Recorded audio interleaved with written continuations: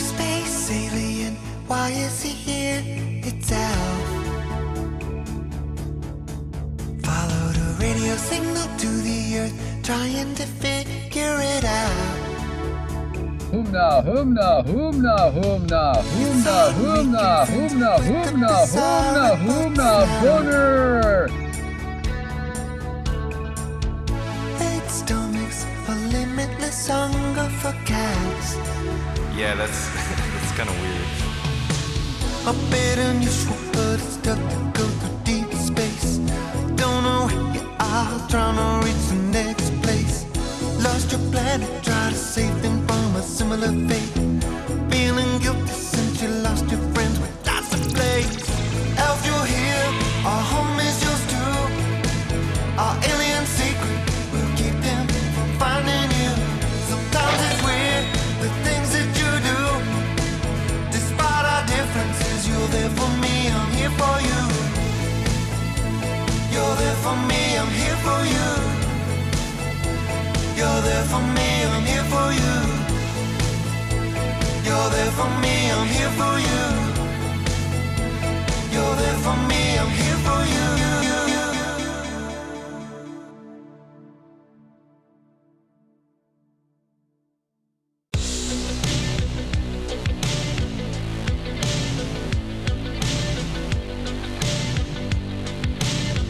Are you afraid of the dark?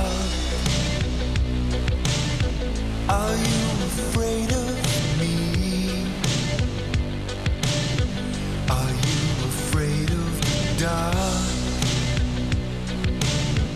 Or just what lies beneath?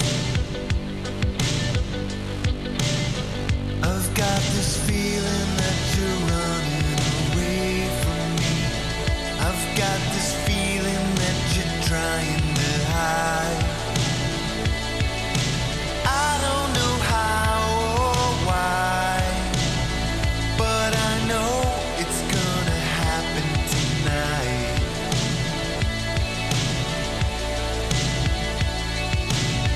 Are you afraid of the dark? Are you afraid of the dark? Are you afraid of the dark? Are you afraid of the dark? Are you afraid of the dark? Are you afraid of the dark? Are you afraid of the dark? Are you afraid of the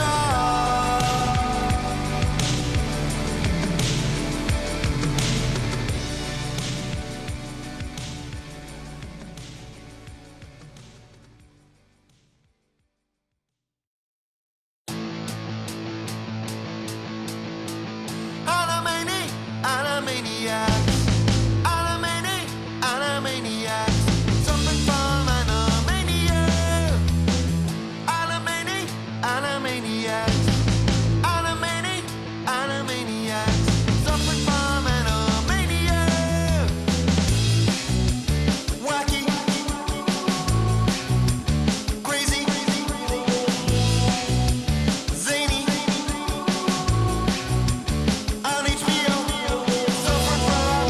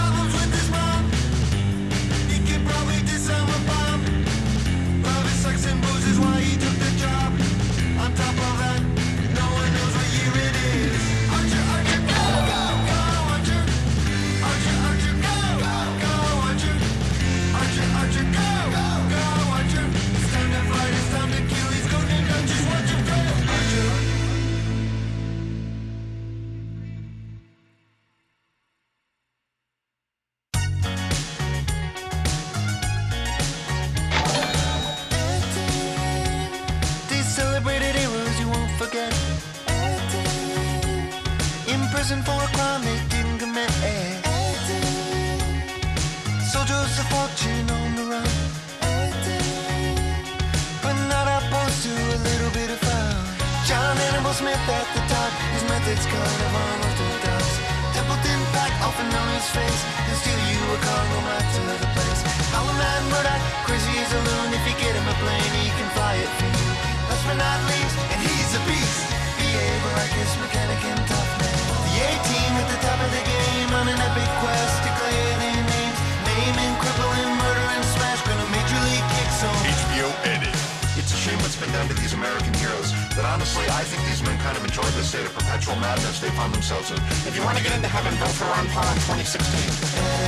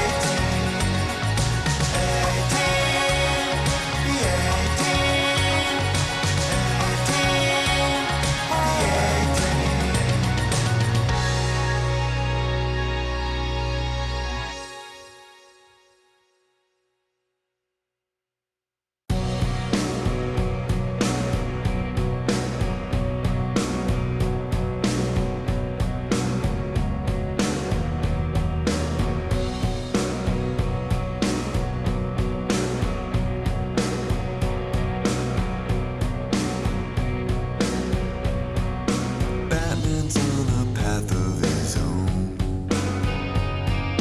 Vigilante justice unknown. Gotham City's hit a new low. Danger everywhere that you go. Ooh, I've got a feeling that something ain't right.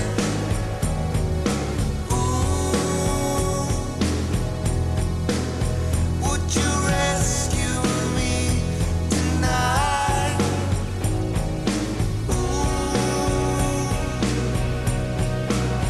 I've got a feeling that something ain't right.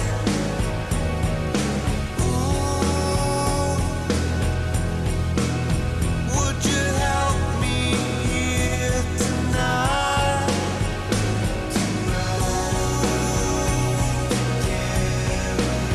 I've got a feeling that something ain't right.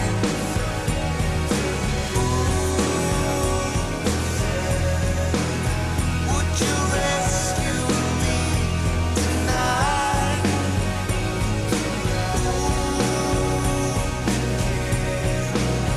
I've got a feeling that something ain't right.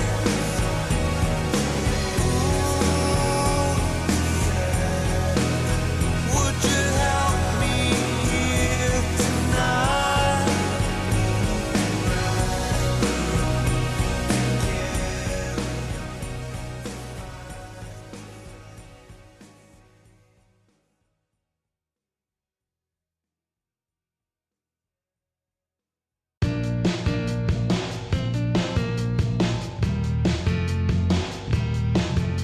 You might be living, but you're better off dead.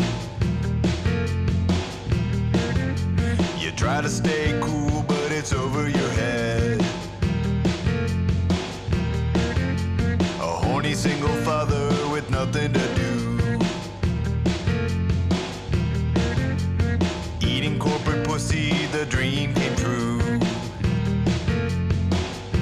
You're better off dead. You're better off dead. You're better off dead. You're better off dead. You're better off dead. You're better off dead. You're better off dead. Oh, you're better off dead.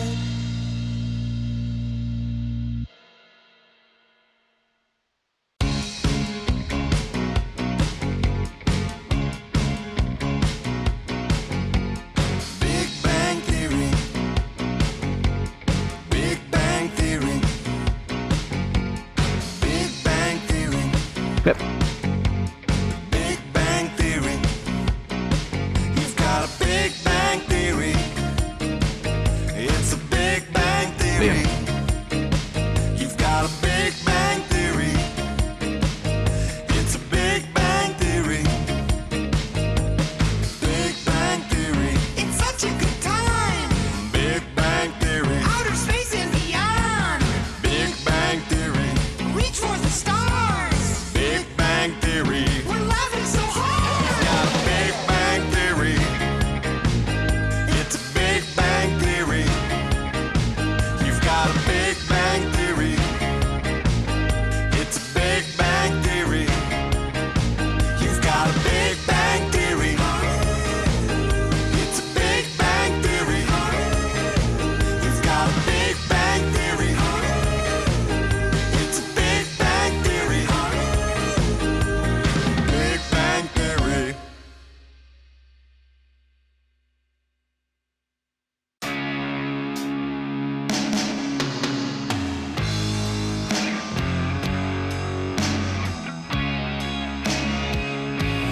Boy meets world. Boy meets world. Boy meets world. Boy meets world. When there's nothing left to do, 'cause the world keeps crushing you. World meets boy. Boy meets world.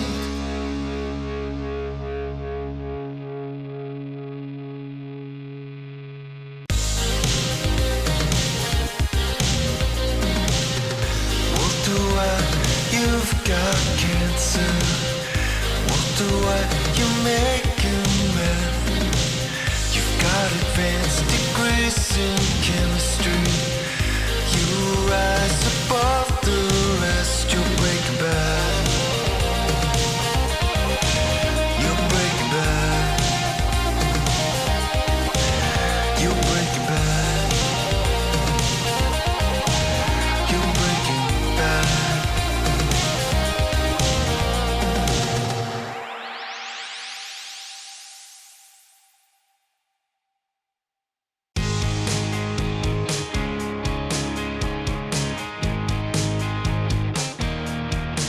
Buffy becomes known as the Slayer. She hails from Sunnydale. Bloodsuckers better beware. She's healing really fast and kicking loads of werewolves, demons, ghosts. No, they should run from you. Yeah, they should run. Buffy, Buffy, Buffy, oh, oh, oh.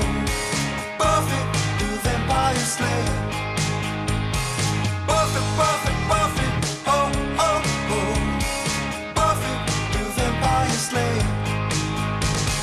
Buffy, Buffy, Buffy, oh, oh, oh. Buffy, the Vampire Slayer. Buffy, Buffy, Buffy, oh, oh, oh. Buffy, the Vampire Slayer. Buffy, Buffy, Buffy, oh, oh, oh. Yep. Buffy, the Vampire Slayer. Buffy, Buffy, Buffy, oh, oh, She's oh. slaying vampires. The Vampire Slayer. She'll crash the monster's ball. Buffy, Buffy, Vaya, Slayer. She kills it all. she's the Vampire Slayer. Vaya.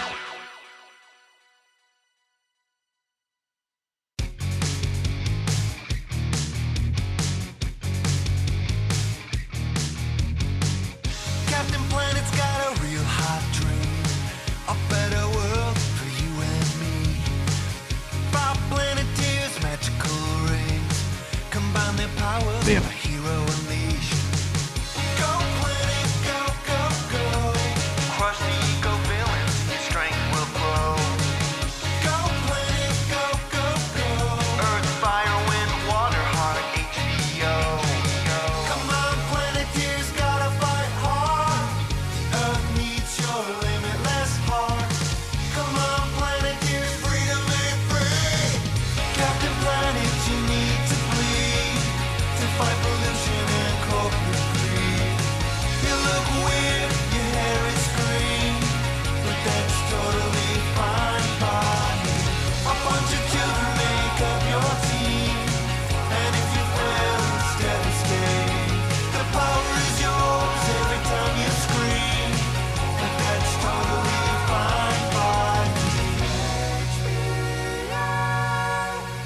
Bye.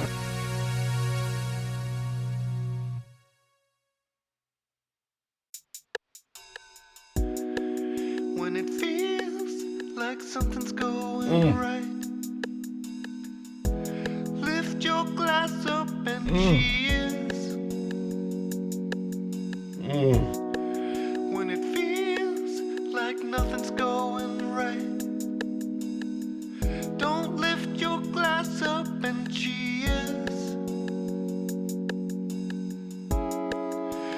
I don't wanna know. I don't want to know if the pain consumes you.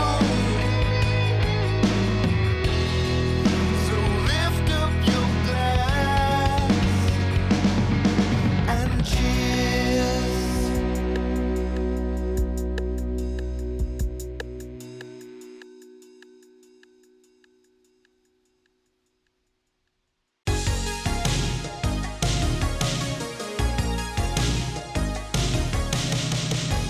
Chippendale Rescue Rangers are on. Jesus! He could help you with the trouble in your life. Bye, so yep. Monty, Gadget and Superman got the Bye, so yep. solving tiny crimes when the Hoomna, hoomna, hoomna, boner! I don't have much time. I know I'm in danger. Gotta hold on tight and wait for the rescue rangers. I fully believe that these rodents have our best interests in mind, and they will do everything in their power to protect the United States of America. Alright, Chippendale Rescue Rangers, here to find Chippendale Rescue Rangers. Outside the law, Chippendale protect the small Chippendale Rescue Rangers. Come on, Rangers.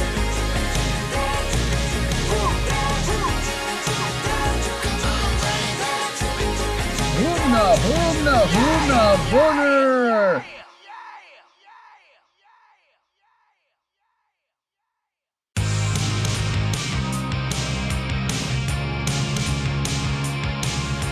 You won't get a grip, cause I don't give a shit, you're clueless. Driving daddy's car, you think you go so far, you're clueless. Give me a break, you got nothing at stake, you're clueless. Like a falling star, you don't know who you are, you're clueless. You won't tell me why I can't try to help you. So much to digest. Yeah, you're clueless. Let's go. Yeah, you're clueless. Yeah, you're clueless.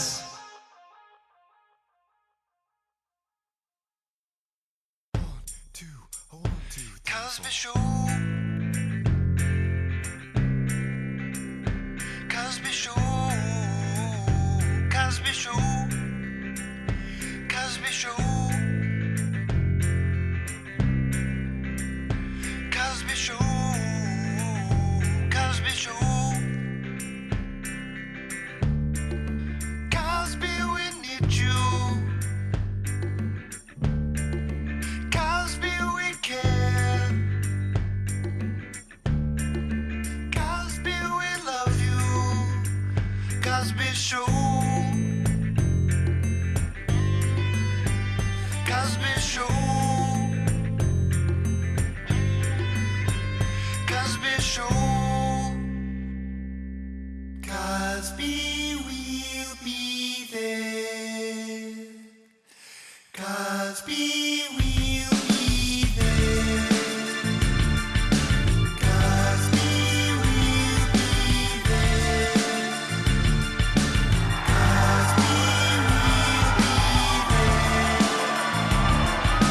Cosby will be there.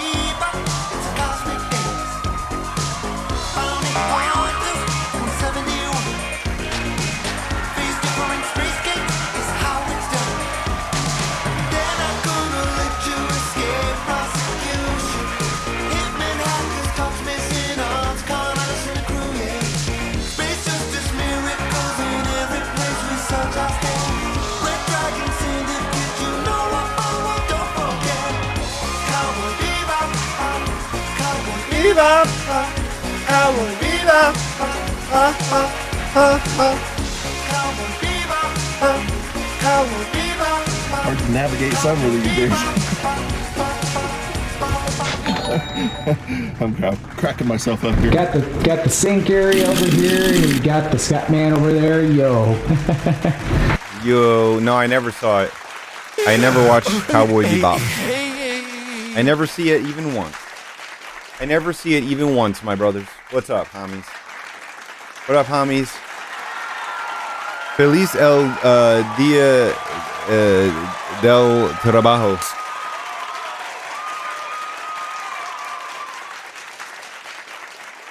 What's up with all of you? You have anything you want to say to me?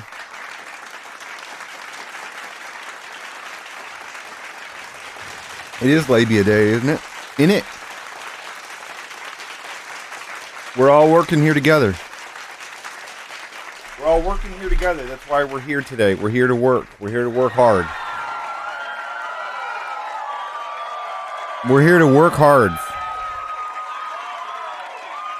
Is this an A&W Diet Root Beer? A&W Diet Root Beer? Always. And try to thank you all day. I wanna thank the OXD for all the subs. I wanna thank the OXD for all the subs. Thanking the OXD for the subs. Loving my wife and son. Both of them are so fun. I love her. Love my wife and son. They are so fun. Oh my God, Grim Flow. Grim Flow, you got me flowing, buddy. You two got me flowing. My axe is definitely flowing. My Neo axe is now Brent flowing. Lost in your body's got you fidgeting nervously. Put those tendies in your mouth, a joyous scream. Experience sensations beyond anything your wildest dreams. You're sucking on my tendies. The hunger never ending. Yeah! You're sucking on my tendies. The hunger never ending. Yeah! Sucking on my tendies like I'm hungry meat. Sucking on my tendies like I'm hungry beef. I can just improvise new lyrics that are as funny as the old ones. It's not hard for me to do that.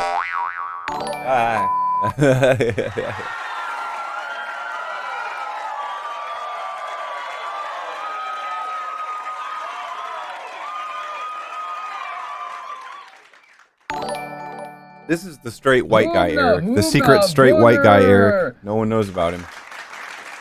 This is the secret straight white guy, Eric, over here on the side. Nobody knows him. Nobody knows who he is, you know? No one's ever found him before.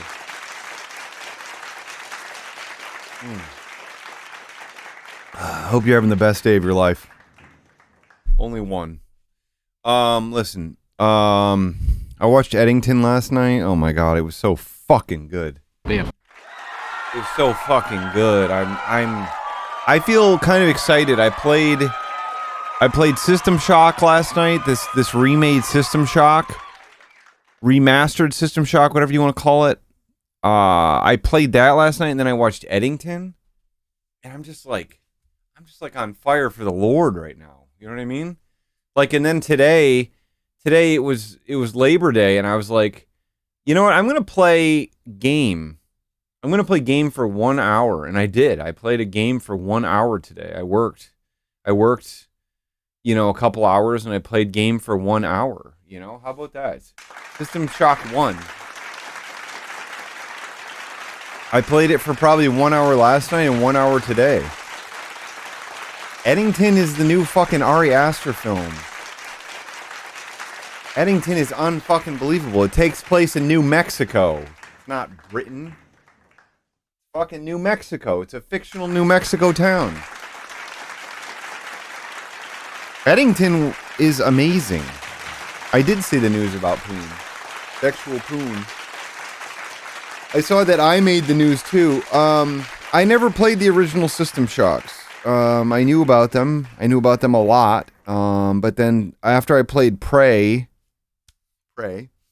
some people recommended to me Prey. They recommended System Shock. Okay, that's what happened. All right.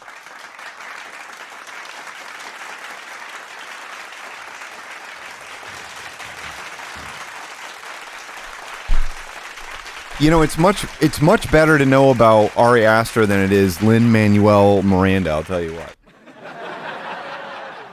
It'll bring you a lot more joy in your life.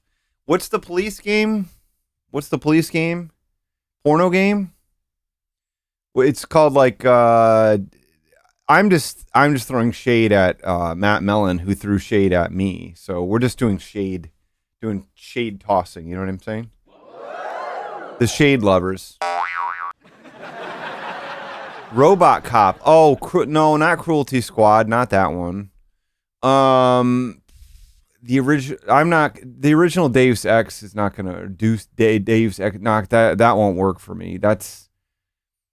I didn't. Man. I tried to play that too many times. I like the buzz. Drained all throughout the meal. I tried to play that too many times, and I don't think it's the right type of game for me. Maybe System Shock, maybe me liking the System Shock remake is maybe proof that I'd like that game now. No, I've not played the cop game again. The cop game isn't fun. That's the problem. The biggest problem with the cop game is there's no part of it that is fun. Is there a remake of System Shock 2? Also, because I can't go back to the original games. You know what I mean? After playing System Shock 1. But Prey was amazing. Prey was amazing. I loved Prey. I loved how I felt while I played Prey. I heard somebody mentioned it today that they were remaking it. Well, isn't the new version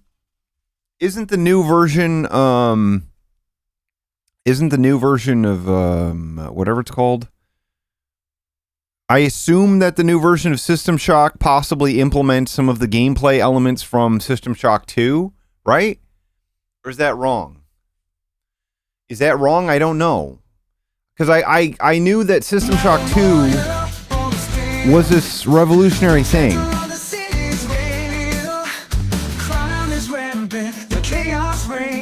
RoboCops is coming to cleanse the stage. Rocking the city, cannon combine. Yeah, RoboCops here to bring justice tonight. He's a hero made of metal, cold and true, fighting for the innocent. For me and you. Okay. I give up. Well, I don't know that it's revolutionary now. I'm just saying that if I'm enjoying the remaster of the first game and it's possibly implemented the mechanics of the second game, then I want more of that. Is what I'm saying. But if it's totally different in System Shock 2 than the System Shock 1 remake, then that's scary to me. You know what I'm saying? Because now I'm getting comfortable with this. But I'm telling you, it has been such an ordeal to feel like I'm allowed to play a game. Like, my brain feels very broken. It feels very broken in terms of, like, just enjoy yourself, buddy. Like, I sit down to watch movies and stuff, and I get just so antsy. I'm like sitting there, I'm like, I feel like I'm a Christian in a synagogue or something. I don't know. Is that too edgy? Am I doing edgelord jokes now? I feel like I just feel crazy, okay? I feel like I'm in the wrong building, okay? That's what I'm trying to say.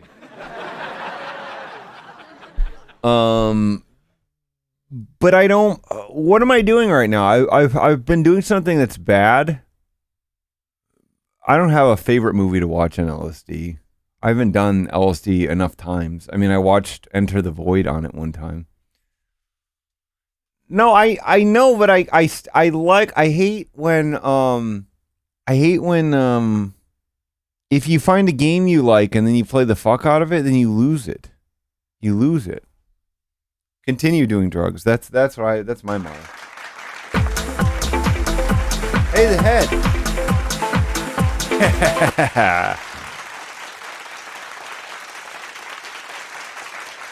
I didn't do weed yesterday. Yesterday is my one day off per week from weed. But I did have booze. Ouch. I did have booze yesterday.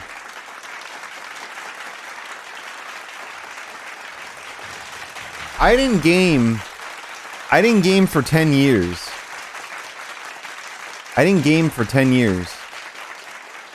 I don't know, Jordan. I mean, it's releasing on Thursday. I'm not going to watch it today. I'm trying to get hype going on the other place.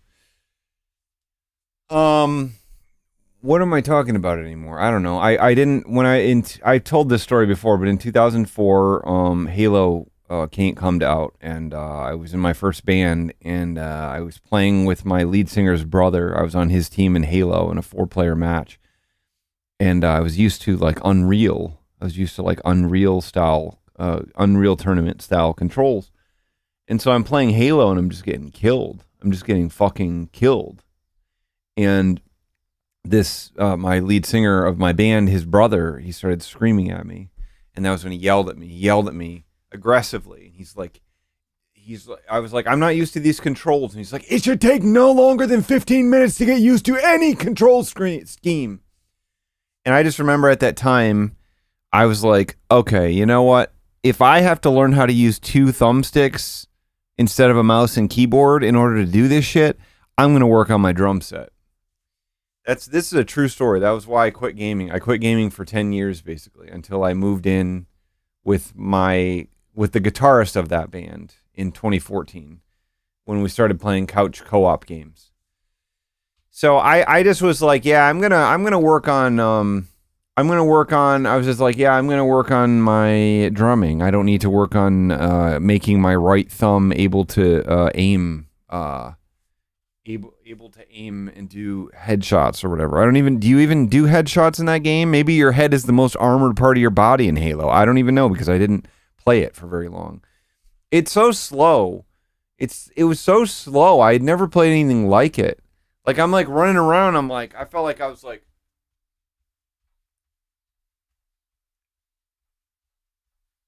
I felt like Scottman. Like I was Scottman trying to heal the divide, basically. You know what I mean? You just can't do headshots in Halo. You know what I mean? In Halo, you're always trying to do headshots. Is Roblox, is that like that's like that game Soldier of Fortune, I've heard, where you can blast the limbs off the bodies? That's what Roblox is? Wow. Roblox is like that game what is it called? It's not Killing Floor, Killing Zone, Killing Time. That's what it was. The arcade game that had the one of the characters had a chainsaw. It was like a knockoff of Mortal Kombat. Not Killing Floor. Killing Floor is like a first person shooter. This game was called Killing Time, I think. I think it's called Killing Time. Is that what it's called? I don't know. I think that's right. Does anyone know what I'm talking about? They had it at the Charmont, which was the bowling alley in my hometown. The Charmont. We called it Charmont, but I later found out that it was Time Killers. Yes. Time Killers. Yes. Killing Time? Yeah, Time Killers. Yes, you got it. I did play Carnival. Yes, I loved the pump shotgun. Ooh, the pump shotgun got me all stiff and wet. I got all wet from it.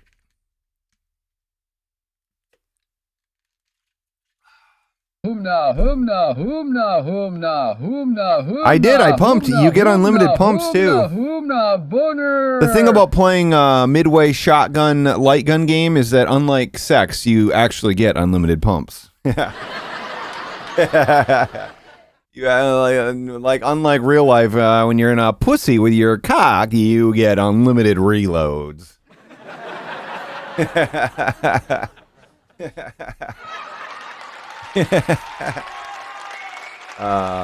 There's a Quake remaster. Was it just Quake 3? Wasn't that just it was just Quake 3 was just the one that was the multiplayer one? I think it was just the Quake 3. You know, us older guys, we get finite pumps, unlike the Carnival light gun shotgun. Yeah, it was just Quake 3 Arena, right? Because Quake 3 was also on Dreamcast, correct? Quake had, after you do unlimited pumps, she's definitely doing 3 Quakes. Doing the third Quake. Oh, yeah. That's funny. Who knew there was so much sex in video games? I'll tell you what. I'm telling you, small little 8-incher.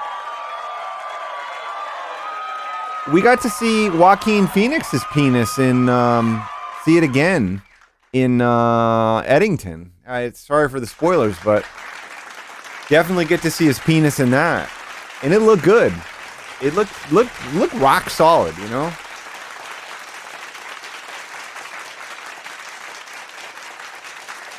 I didn't look at the balls. His penis is limp. And it looked like a pretty good sized limp, I'll tell you what. I don't know, maybe he was jerking it off.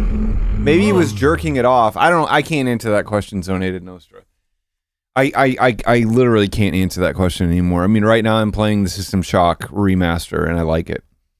I mean, I mentioned Prey earlier. I don't know, I don't know. I don't know what my favorite game is anymore. This is the first game I've played in like two years. Other than, I did play, last year I played, what is it even called? I'm already blanking on it. I don't even remember what it's called anymore. It's the Resident Evil style game, the more psychological horror one. What was it called? Other than Resident Evil. It's not Resident Evil. It's the one that is more Evil Within. Yes, Evil Within 2. I played Evil Within 2 last year. Thank you, Butterdog. Somebody pays attention to me.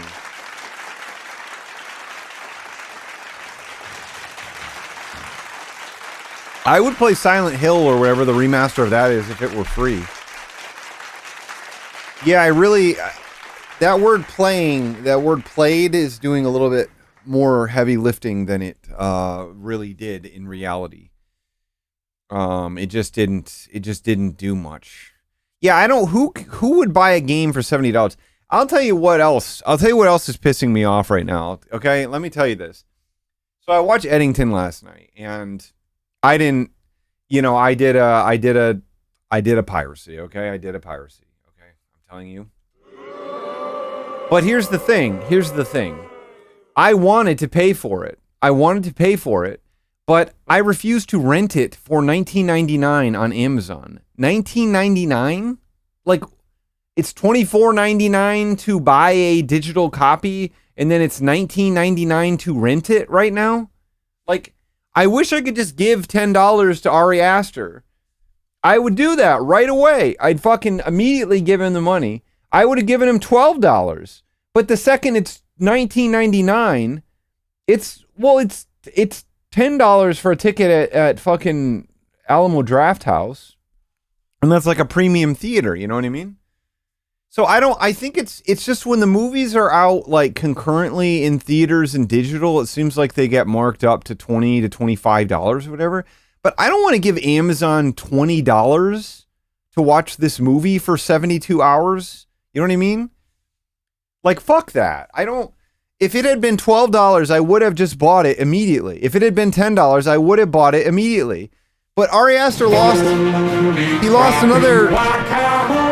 This one was $25 million.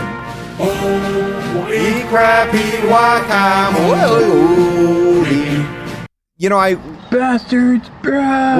What did I do before? All right, this movie had a $25 million budget. And Beau is Afraid lost. Beau is Afraid actually saw in theaters, and that one lost like $20 million or something. But I'm just saying right now that in movies, I would happily, There are a lot of movies that if it were just like $5 or something, I would probably pay to rent them all. But a lot of them are they're too pricey, and I don't want to. I refuse to pay $20 to watch a movie one time, and I don't want a physical copy either. So $10 is worth it to me. $10 is worth it to me, but not $20. $12 would be worth it to me. For an Ari Aster film, $12 would be worth it to me, but it's not a $20 thing, especially when who knows how much fucking money is actually going where it needs to go, you know? But Eddington is amazing, so what can I say? I wouldn't have. Oh, no way do I mean, I couldn't have watched it on stream. Definitely could not have done that. And I guess I just was ready for it last night, you know? I just was ready for it. I was freaking ready for it. You paid $50 for 2 tickets to Naked Gun. That's crazy. You're not in US, are you? You're in AUD also, right? I don't know. I wish that movies had like a tip jar. I do. I do. I believe that the people who pirate movies, if the studios had a tip jar, they would get like millions of dollars per year from it, like for doing nothing. Like I literally would be completely fine with like tipping for every single movie I've ever pirated. It wouldn't bother me at all, but because it's set up in this structure where I'm forced to pay a particular price for it, I'm just like, no, I'll just wait for it to hit streaming. I'll wait for it to hit Canopy. I mean, I haven't been pirating things as much as I used to, just because I had more services available for a long time, and now I'm mostly just using Canopy, etc. But I do believe that that's what I would do. I'm just being honest, and I would say that, you know, after watching that movie last night, I would have immediately forked over $10. You know what I mean? I will try, if it drops in price, I will rent it for a lower price than what it was, and I won't even watch it. Actually today I went to go see if it was playing at any Alamo Drafthouse to see if I could just buy a ticket, which I could have, but I didn't. So what can I say? So now I just use Canopy mostly, you know. Canopy and Biff Meat Slab got me into the freaking Shudder. I also watched a movie called Rent-A-Pal. Has anyone seen Rent-A-Pal? I watched 2 movies this weekend, Rent-A-Pal and Eddington. And Rent-A-Pal had a sequence in it that, oh my god, it just tickled the fuck out of me. I was like, oh my god, this is such a great premise. I didn't like how it landed the plane necessarily, Rent-A-Pal, but there was some shit in the middle of it that just got me going like, OJ.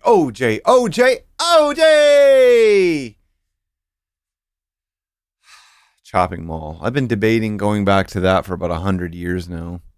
I haven't been into fucking slashers or robot slashers. Once you get through this shit, it's like, she reminds me of a video game called Finish Him. It's been a while. Every day I chilled with this homie. Why must this homie die? Why must this homie die? Why the fuck must this homie die? Why he die? Why he die? Every day I chew with these homie. I have watched Chopping Mall more than once, but I don't know if it'll work for me now. There's a lot of horror that doesn't work for me anymore. What the horror that does work for me now is like Stuart Gordon shit, like From Beyond. Oh, that's good. That's great. I like From Beyond still. I like Brain Damage still. In terms of quirky. I never got into the Reanimator films as much as From Beyond, but I probably could enjoy them if I would rewatch them, because I do think Stuart Gordon is a pretty underrated director, especially that movie Stuck. Oh my god, that movie Stuck and Edmund. Fuck, man. Fuck. Those are some intense ass films. I mean, you just have to like Jeffrey Combs if you like From Beyond, you know what I mean? You just have to. But From Beyond is the best one. From Beyond just like sticks in my brain. It just feels really good. It just like the color scheme, the vibe. It's like it kind of touches on the feeling that it kind of reminds me of what the fuck is it called? The Cronenberg film, with Jeremy Irons, the one that got remade with women, with the two twin sisters instead of the twin brothers. That one.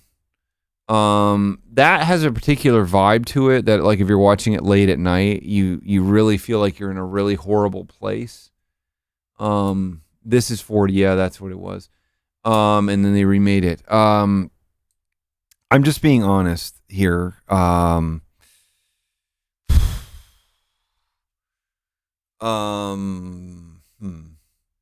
What's it called? I don't remember. Shitty movies you wouldn't usually with pairing it with a funny podcast. That's not a bad idea. I mean, Dad's Dead Ringers. Thank you, Officer Meat Beef. I haven't thought of. I mean, I like the stories behind bad movies more than the movies themselves a lot of the time. You know what I mean? Like it's sometimes the stories are better than the actual movies, and yeah, sometimes just sitting through the movie is agonizing, is what I'm getting at here. I like Total Recall. Oh, fuck, we got a new Scott Man? And I got a very special, I have a very special treat.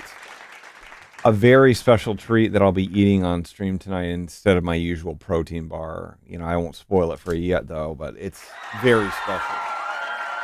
That I'm just going to, like, eat privately and make a couple comments about it.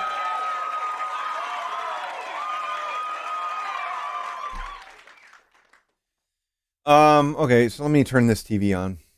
There's the TV zone. How many new songs has Mike put out this weekend? So I didn't finish any songs this weekend, technically, and it looks like Mike uploaded 3 songs this weekend. Rock Guitar Dance. We're going to lose Arby's for DeBras right away here. I'm not going to play it for very long, though.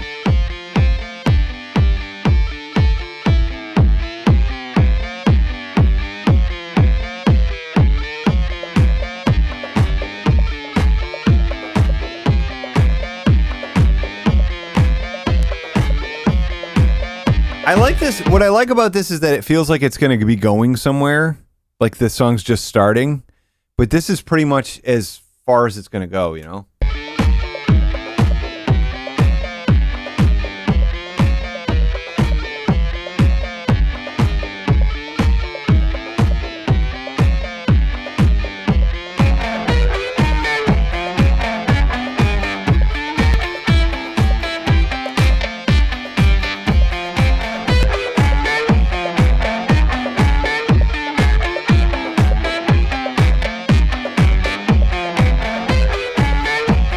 Waiting for it to kick in. Once it kicks in, then I'll shut it off, okay?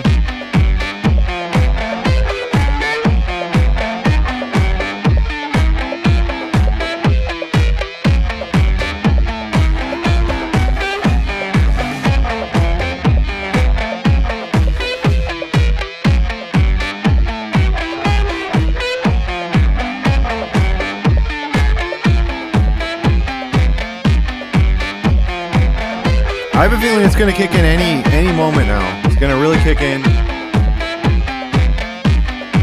It's going to reveal its true self.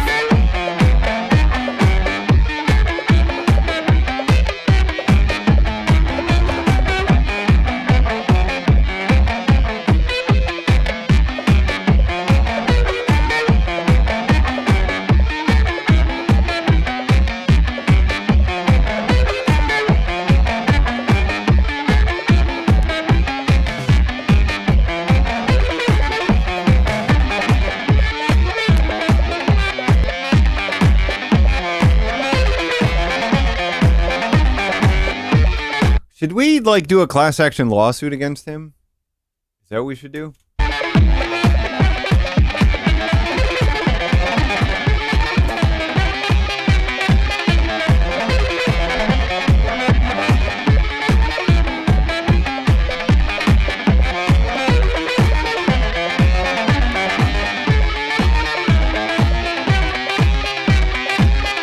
a class action lawsuit actually sounds fine.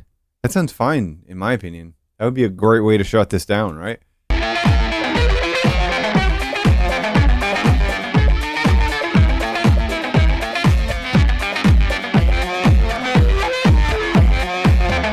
I mean, we got to stop this, right? There's got to be some way to stop this. There's got to be some way.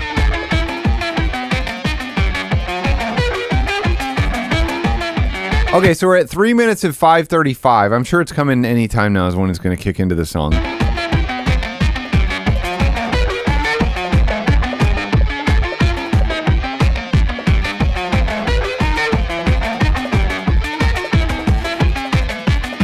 Whoa! That looks like two twins on the side there, too. Eric's here, yeah. E-Train is home.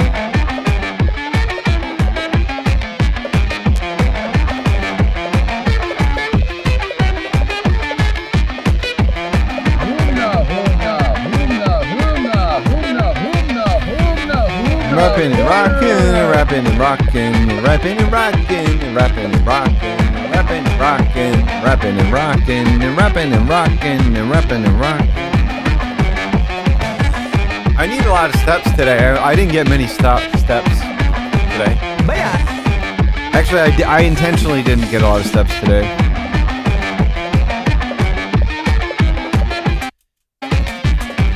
Okay, it's probably gonna listen. The big breakdown's probably coming here any minute. We're at 4:47 to 5:35.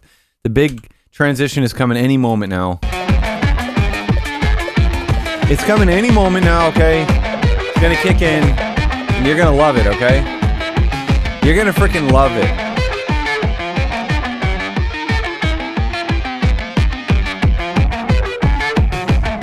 I mean, I just want to see this at a wedding, Vax the President. A bunch of people dancing to this. Okay, here it comes. Here it comes, here it comes. Okay, I'm gonna go back to normal speed.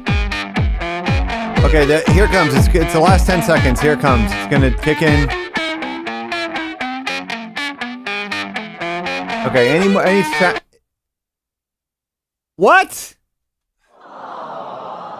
Do not fucking recommend me Ninja Sex Party. What the fuck is this doing in here? God damn it.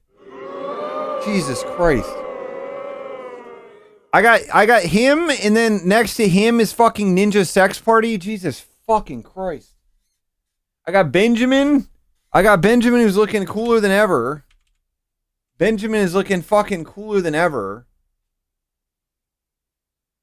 And then this. God damn it. Oh.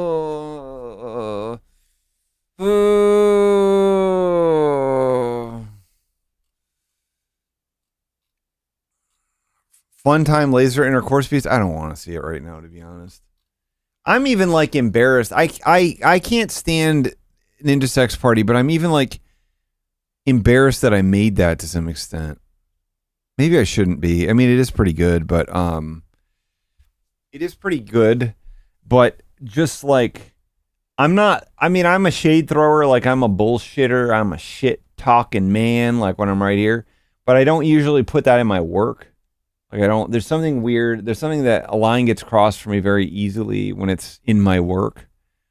And then I'm just like, I don't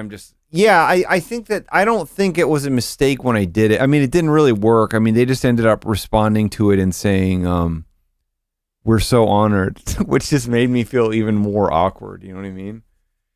And I remember talking to Jax Films about it, and he was saying that like I think I've told this story before that he was like, oh, you want it to sound like it's a tribute to them.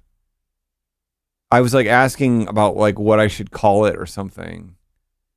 And he was like, well, you want people to think it's a tribute to them, right? And I was like, I'm not going to answer this. I just didn't answer.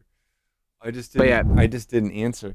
I can't do it. I don't like comedy music as it is, but that is like the lowest denominator of it. Like I've already complained about this. What you just said, Fu, is the problem. The problem is that their own music wasn't very good by default. like you didn't say this. I'm extrapolating from what you said.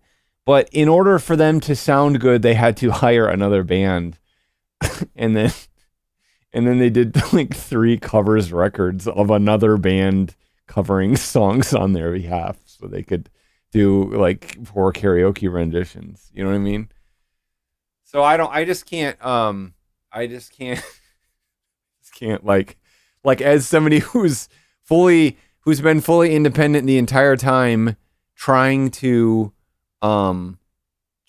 get better at what he does and trying to not like cheapen comedy music, like all the things that I hate in comedy music, to see a group that just like explodes and has so much popularity and success, like putting in like almost no effort themselves. I mean, they have like a co-songwriter guy they work with who produces everything, and then they just hired a band. You know what I mean?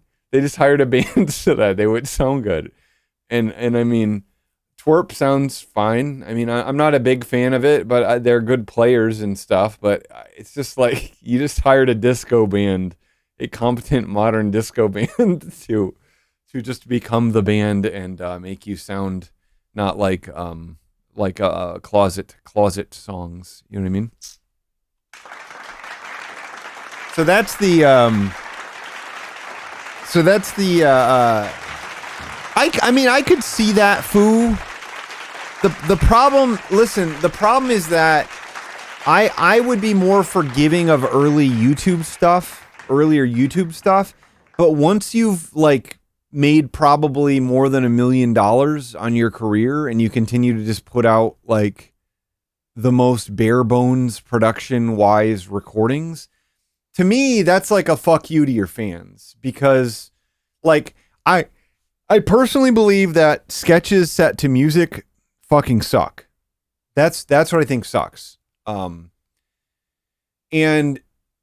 I understand that was like sort of the initial thing that YouTube was when you had these like silly parodies. You had people, you know, recording software wasn't particularly cheap or easy to use.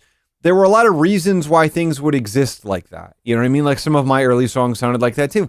But it's like, if you're like surrounded by pro musicians who like your work and you're making tons and tons of money, to me, what my heart says is I'm going to put more money into making this good. I'm going to put more money into making this good. Now you could say, okay, so they hired a band and that made it better, but then they hired a band to do cover songs. And then it's like, by the time you've hired a band, now that you've hired a band to do cover songs, you've already lost me. You know what I mean? Like, you're not going to, now you kept the band to do original songs. And it's like, okay, well, all of the original songs just sound like that band because it's just that band writing songs. You know what I mean? Like all the songs they wrote with Twerp or whatever just sound like Twerp. And so I don't know. I'm of the mindset that like if I ever had any real success, I would want to reinvest back into my productions. I would want to I don't know. I think that a lot of comedy music, obviously people who make comedy music aren't necessarily the best musicians, and that's possible. But I think that comedy music can be great. You know, I think it can be great. I think it can be just as good as any other form of music. And that's what I've wanted to stress since day one of my career. You know, so that's sort of what I'm the Steely Dan of YouTube comedy music. It would be me. No, it's probably Bill Wirtz, but I don't even particularly like Bill Wirtz's output either. Everyone already knows this though. But Bill Wirtz is obviously much less annoying to me than Ninja Sex Party, I'll tell you what. Finn the Witch, what's up, Finn the Witch? I know Starship. Bill is way too pretentious for me. That's the problem. But he is he's very talented. He's like 20 lifetimes talented kind of person. That's not, I already said this out loud, Matt Mellon. I already said it repeatedly.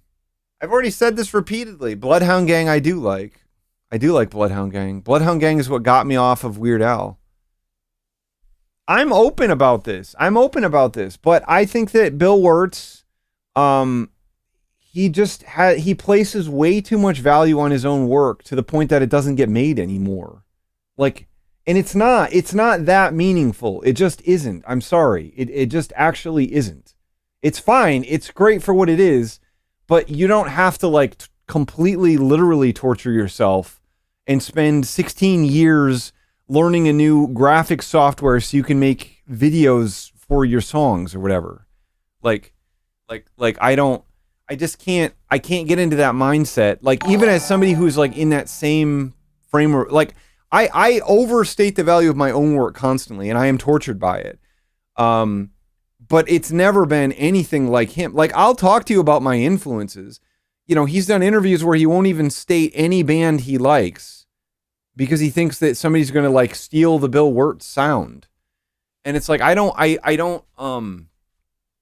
can't relate to that at all. Like I think that artists are, they should be sort of open.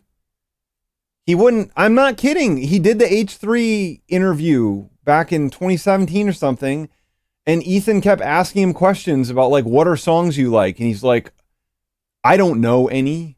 And then he's like, what video editing software do you use? And he's like, I don't want to say because then people are going to steal the Bill Wirtz style. And it's like, I don't think that that's, I just can't, I don't know. Like I like Steely Dan. I think I'm a Steely Dan fan, which sort of puts this into a weird realm for me. But I just don't, you know what I mean? It's, I don't know. It's just like at some point you just have to accept that you're doing what you're doing and it's great and it can just be that and you can talk about it. Like, nobody can steal his sound because he has like 20 lifetimes worth of music theory knowledge. So it's just like crazy to me. It's just like freaking crazy to me, you know? I mean, Joel Haver, obviously, you know, I'm not a big Joel Haver fan either. But I think he seems like a reasonable guy. And I think he seems like dedicated to like making filmmaking more accessible and stuff. And I think that that's a good thing. So anyway, I'm also sour about somebody comparing me to Bill Wirtz when he had 3 million subscribers and I had 100,000. So that still pisses me off to this day. But I didn't even come up with this critique. But a lot of his music, if you take it it's extremely complex chordally, but if you just sort of like have it on in the background, it really doesn't sound that different between each track.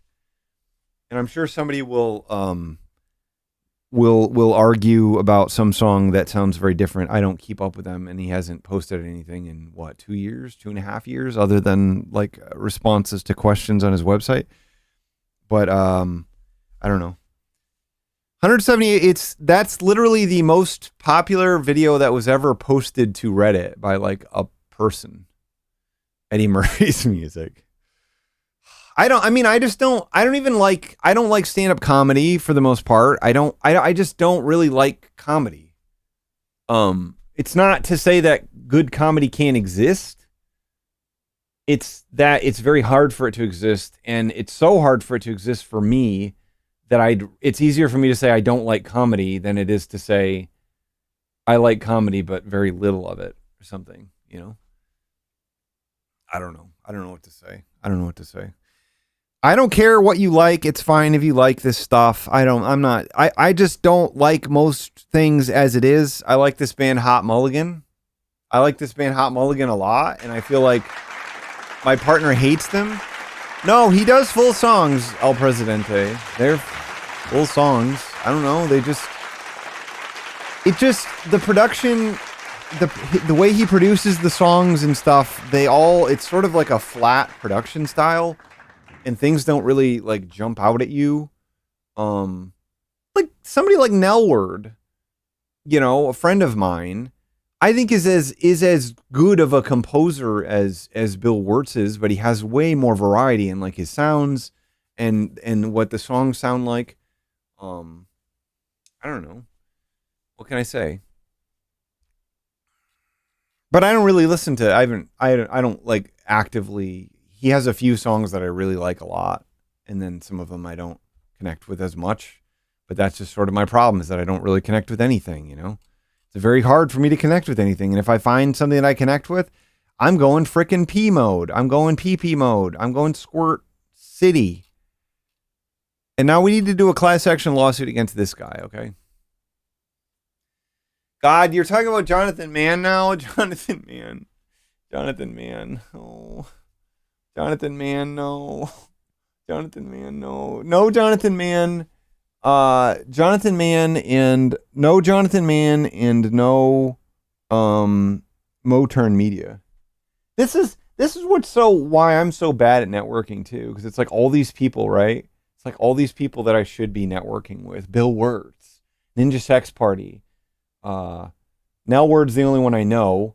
Bill Wirtz, Ninja Sex Party, with these other fuckers I just was talking about. I've already blanked on them. Jonathan Mann, Moturn Media. You know what I mean? But I don't like any of it. I don't like any of it. I don't like anything of it. I don't like any of it. I don't like any of it. We can't get angry over food. I'm so bad, right? Right?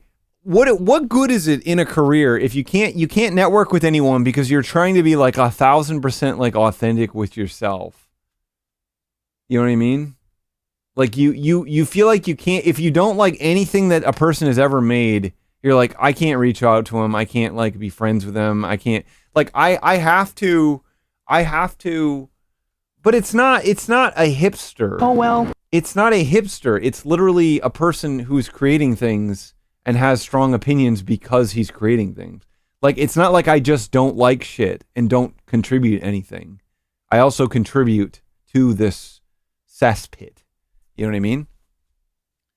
So I really don't like this much stuff. I just don't connect with things. I don't know. It's not, when you figure out who you are as an artist and what works for you, like it starts to, I don't know, my worldview closed. It closed up. And sometimes it opens a little bit and allows things in. And a lot of the times it stays very, very closed. Or it's just like, I can listen to a song for like 20 seconds and I can tell you pretty much immediately if I will ever want to listen to it ever again, or if I have any, like my cousin was showing me, what's the guy from Geese? She was showing me that. And she was saying like, this guy has just like been changing my life and all this stuff. I went and listened to it and he seems great, but I don't like it at all. Like, he seems like maybe the best songwriter, young songwriter that exists right now. But I don't get anything from like stripped down piano performances, even if they're super heartfelt. Yeah, Cameron Winter. Like, he seems like he's great, but I just don't connect with it at all. Like, it doesn't, I'm not from that like songwriting school, if that makes sense. So it's not, I don't know what to say. You know what I mean? It's like, she sent me that and I told her my honest opinion and she's fine with it. But if I find something I like, I don't really have even that much to say about it, other than just like, this is really great. And like, the more I listen to it, the more I can like eventually say something that I like.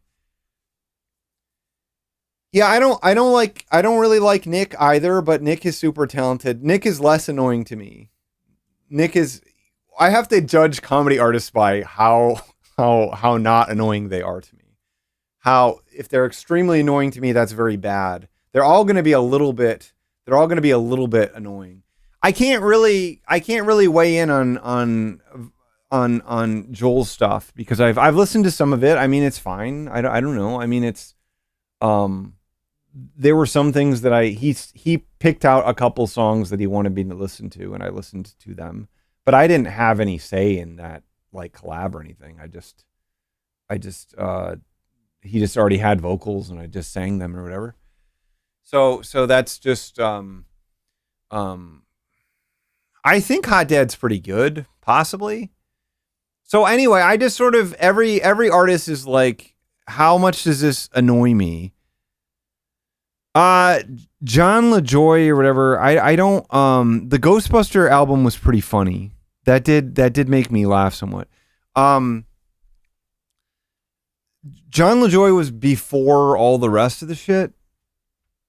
And I will say it annoyed me a lot less.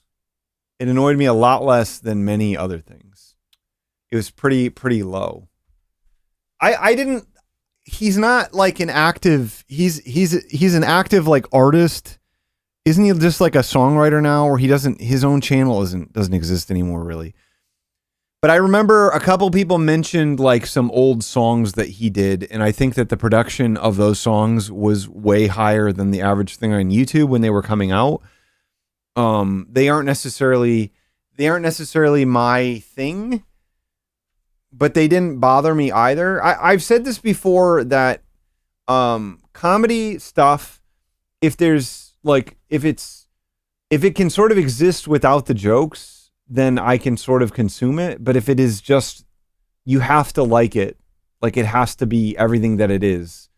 If you remove the comedy and it has like nothing left, then there's a very high likelihood I'm going to be very annoyed by it and going to hate it. Because it's like extremely hard. Like I used to think, here's a better example. Like Mac DeMarco. Mac DeMarco, I think, is like one of the funniest guys on earth. And he just writes earnest music. You know what I mean? And I think that him, you know, when he was this crazed, drunken performer, he was much funnier than any of these people. Like by 10,000 miles. 10,000 fucking miles. He's like literally infinitely funnier than Ninja Sex Party. Like just Mac DeMarco goofing around as Mac DeMarco. You know what I mean? Like, so that's what I'm saying. I'm saying it's somebody who's not trying to be a comedy musician. I'm not trying to be a comedy musician. Like, that's not my goal necessarily. I have things that amuse me, but I'm just writing songs that are sometimes funny, but I don't want to be a comedy musician. Like, that's why I don't want Girls Who Care to exist anymore. I just want Hot Dad to be the thing that I want it to be. Like, I operate generally, I think that humor and comedy is funny when I do it. You know, I think that the things I try to do are funny to me. And that's not, I'm not trying to say, I'm not tooting my own ass or something. I'm saying that like, that's my goal. My goal is to make myself laugh first. And if I can do that, then the other stuff works. And sometimes I'm just writing something dumb and I can put it together and make it into something that does make me laugh. And that's sort of just like solving a puzzle. You know what I mean? It's like writing the song is solving a puzzle, and then making me laugh is solving a puzzle. So that's what Girls Who Care was, just because I thought that's how you make a music career. You know what I mean? Like, I didn't know that I didn't know that I could make any money from my comedy music. I didn't charge for any of it at the time. I thought I had to have like a real album, and that's what I did. Like, that was why I did it. I had my smut bucks. I spent like $4,000 on production for it.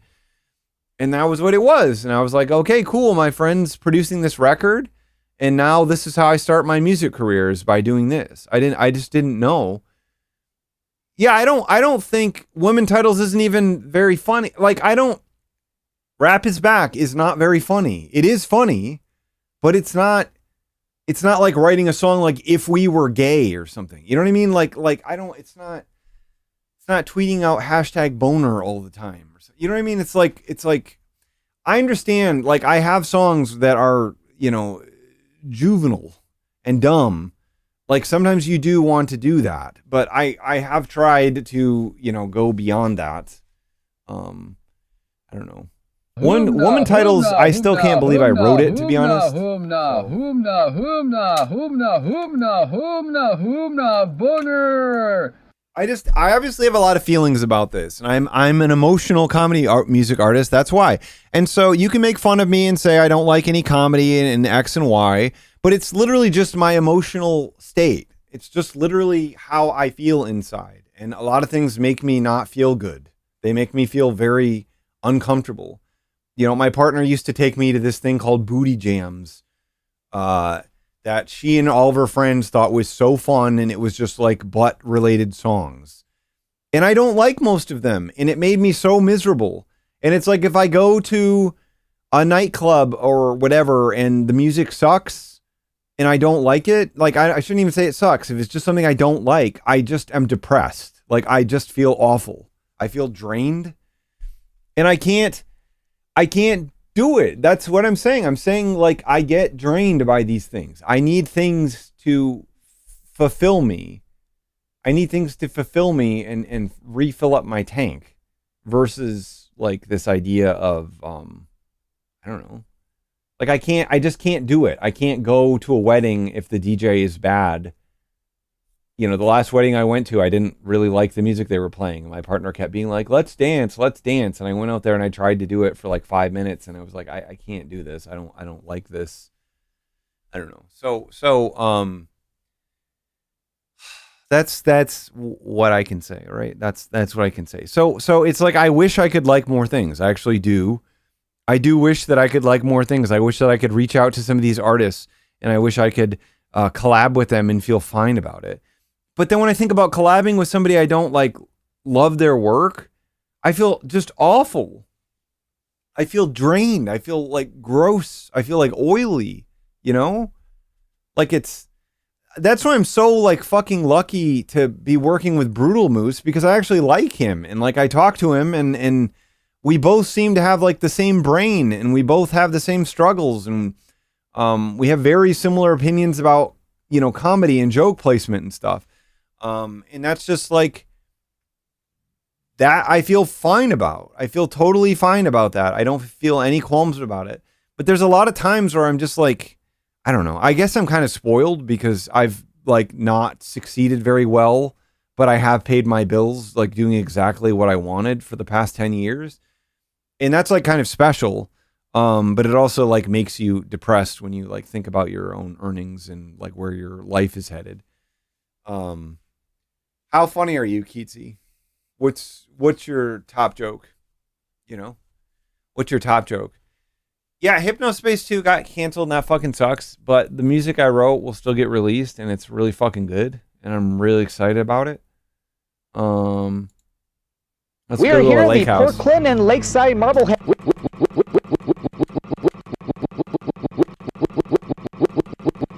I should probably watch a video. I was thinking, you know, oh, I'm not going to talk as much today. I'm just going to get into a video, you know, but I always have so much to say. This is all because fucking YouTube algorithm recommended a Ninja Sex Party video to me. You know, I don't know if I told you this, but when I went to see Nelward, I think I told this story before. He doesn't know this end of the story. am a silly goose. He doesn't know this end of the story, but I went there and I went to the show when he was on tour with Twerp, and then Brian from Ninja Sex Party was the other opener. And I was like, okay, if I meet him, I need to figure out something that I'm going to say. You know what I mean? Like I have to, and I was like shaking.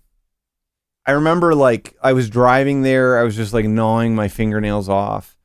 And I just didn't, I was like, okay, what am I going to say? I was thinking I was going to say like, oh, I made this parody about you all these years ago. I just wanted to clear the air or whatever. I don't know. Like I didn't know what I was going to say, but I was like, well, a lot of times when I meet people, they introduce me to the other people in the group who are there. And so I was so nervous about it. And I like had concocted this like speech that I would have said to him to explain like whatever I wanted to. And then it just didn't come on. Like Nelward was just tired and he just came on and talked to me. And then he was like, I'll see you later, man. Thanks for coming. So it's not actual malice, but it does border on that. This is good. It does border on that because I hate bad comedy. It's obviously from a much better place than like Kill Tony or something. But when I see these channels like ripping apart Kill Tony and all the shit that's in that sphere, I'm just like repulsed by it. Like it's just like, fuck this shit. Fuck all this. Fuck the fact that people laugh at this shit. You know, I hate it. I hate it so much. So it's just like one of these things where I don't know. I just was like, I need to think about my future here. Maybe I should talk to him. Maybe I should try to sell out a little bit here, you know, but it just wasn't even. I was like, well, this is probably better. This is probably better that I'm not going through this process, like for my own mental health. But yeah. People have asked me like, who's your dream collab? I'm like, I don't know. Like, I feel scared every time I would think about collabing with somebody, unless it's just like, can you sing this for me? I'm just like terrified. I'm like always terrified I'm going to let everybody down.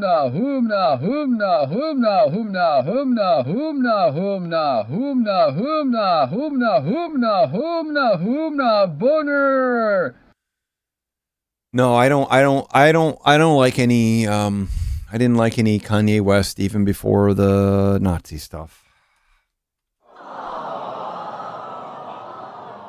I mean, what is like any, if I hear an artist I like, I want to like try to copy them myself.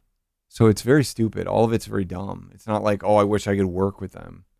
I feel like I have a very limited set of skills. Like my voice is only in a very particular range and I write a very particular type of music, but that's all me circumscribing myself, you know, reducing my range. We're here in the Port Clinton and Lakeside Marblehead area of Northern Ohio. Here to check out this beautiful area along Lake Erie. Hey everyone, this is Scott with the Scott Man and welcome. You're scared of this video, Jordan, because he's in Ohio. That's a good idea, the big fish. I mean, I maybe wanted to work with Mac DeMarco or something. I don't know. I feel like if more things had happened early on in my career, I would have gotten desensitized to it. But now I'm like very, very rigid. Very, very, very rigid now. You know what I mean? It's like over time I solidified. I got rock hard over time about my vision and what I'm okay with. So it's like, had it when my palm was open, somebody could have fit in the cracks and they could have said, "Ooh, hey, E-Train, you want to work on something together?" Because I was all a collaborator before. You know what I mean? I was just the drummer. So like anybody who wanted to play with me, I was like, "Fuck yeah, let's do it, man. Let's jam." You know what I mean? Like that's how I used to be. Is that not crazy? I used to be like that. That was absolutely delicious. It's like the barbecue was cooked to flavor. God damn it. What is he even saying there? What is he even saying? I could collab with somebody to stop people from being murdered, if that's your question. I'm not going to read the whole thing. I can't parse all of that. I have the goldfish brain. It is a sunny and mild day today. It's a sunny and mild day. I know we have to do Jingle Bells. I know we have to do our Jingle Bells collab. It is a sunny and mild day today. We're here to check out the city of Port Clinton here along the shores of Lake Erie. Anyway, I just want to say, if I talk shit about some artist you like, I'm sorry, okay? I'm so fucking sorry, okay? I'm so fucking sorry. I'm so fucking sorry. I'm sorry for all of the pain I caused. I'm taking accountability. I'm taking responsibility, and I'm saying how sorry I am. And people are loving it. They're loving it. The fans love it. They love the accountability. Explore the downtown area, check out some cool points of interest over in here, and then we'll check out a lighthouse over. I didn't talk about the Disco Biscuits, Arby's, for the bras. Marblehead, and then we'll check out a very cool state park not too far to the east of here. So it's gonna be an exciting day. But that's easier said than done, inverted arrow, because you get the highs and the lows, you know. I wouldn't say that I'm like actually manic, but I borderline on it sometimes, especially with like, you work on shit and it doesn't pan out while you get better, and you just start to like lose your mind. Like you start to be like, well, do I know what is actually good? Because I believe this to be very good, and the people around me say it's very good. So then you just start losing your brain, you know? So we're starting off here in Port Clinton. We're gonna be walking around the downtown area, check out some cool sights here in the walleye capital of the world. So let's get started. Before the Europeans came to the area, Oh, you went to this cool festival before anyone was there? the walleye capital of the world. So let's get started. Before the Europeans came It's cool. It's all these, I guess these are maybe for the businesses. Is it going to be a festival? I don't know. to the area, the Ottawa and Wyandot tribes called this area home. And then the French explorers came over for transportation and the fur trade. Eventually, the British claimed the area. However, they were defeated by the United States during the War of 1812 during the Battle of Lake Erie, which took place north of the Thank God that we got Ohio back. Bass Islands in the area. TRTF fan is back? And then finally, the town was officially laid out and founded in 1828. Today, it serves as a nice town for tourism as well as a gateway to the island, especially to Put-in Bay. Port Clinton is a very nice little downtown area. A few different shops, some restaurants, and also... I fucking hate... what other... You never talk about, like, hardware stores, man. What other stuff is there? Nice shops and restaurants? It's a very nice as a gateway to the island, especially to Put-in Bay. To Put-in Bay. Town for tourism as well as a gateway to the island, especially to Put-in Bay. Port Clinton is a very nice little downtown area. A few different shops and restaurants. I'm fucking... Oh, God, I hate... It's like... He literally is impressed by the basic building blocks of a town, right? It's like, oh, we got some neighborhoods here, and we have some roads. Very nice. Like, that's what these critiques are. And also have the beautiful historic Ottawa County Courthouse, which we saw just moments ago. But one of the coolest parts of Port Clinton, Ohio, is that we have a beautiful... Portland, yeah, he really just is. moments ago. But one of the coolest parts of Port Clinton, Ohio, is that we have a beautiful waterfront park we're about to head over to. Oh, one of the coolest parts is the park. Right now. I mean, I like a park, okay? I like a waterfront park. I actually do. But it's not like a big deal, right? Like, I think a lot of the times if there's water, a lot of the times there's a waterfront park. If there's water and there's a park, a lot of the times it's a waterfront park. It just sort of happens that way. It's like almost like they know that people like that.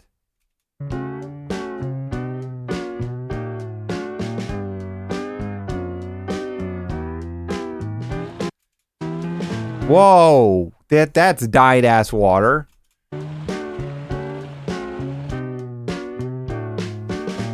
Every main street is the same though. Like he said that about my hometown, and my hometown doesn't even have it. It like has, I don't even know how any businesses remain in business on Main Street in my hometown. They're all nice little shops and restaurants. Oh, I'm also saying that though because he just, they're always the same. They're always the same things, and it's like just because somebody has opened a business. This goes back to the music thing though too, because I always think of there's some people that are like, you know, music is like the lifeblood of humanity, and art is the reflection of the human spirit and all this stuff. And I just remember I used to like, you know, there used to be this big emphasis, Ann Arbor loves live music and all this stuff. And there were all these just like mediocre ass people with like acoustic guitars. And I don't feel like just because somebody is making music that we need to support it. You know what I mean? Like it's fine. If you want to like sit down at your house and play guitar to unwind, that's fine. But just because you can, you know, cover some songs in a farmer's market area, like I don't need to support that. I don't know. Just because somebody wants to make art, like again, if you want to make art, you can do that. That's fine. But I don't have to like directly support you. Like I just don't. There are a lot of people that are like, what would the world be without live music? You know what I mean? It's like so much of it is just like somebody who's like 20% good at making songs or whatever, and they just can stand outside and go like, I am the boogeyman. I do what a boogie can. I'm sitting on a old wooden road, you know, like with their acoustic guitar, and they're at the farmer's market, you know. I mean, you can release stuff if you want, you know. You can release stuff if you want. You can do anything you want ultimately, but I just don't. Yeah. I mean, it's just like I don't know. It's not even, and it's not an anti-busker thing either. It's just like I just don't care. There are some people that act like there should be like a bat signal for like live music, dude, live music right there, man. We gotta support it. We gotta keep this alive, man. We gotta keep this alive. It's like I wish that the resources would go to the people that need it more than just the people who are just like, I don't know, just like sort of fucking around. And I have a hard line. I think that it's I shouldn't do this, but to me a musician is generally somebody who can like write things, original things. It's like obviously you can have musical instincts, you can have musical ability, but you're not necessarily like a songwriter. I mean, I guess yeah, you could be just like a pro musician who plays with other people or whatever, like that's fine or whatever. But it's just like these sort of songwriter setups and these like single people with acoustic guitars and stuff. It's just like really kind of boring to me.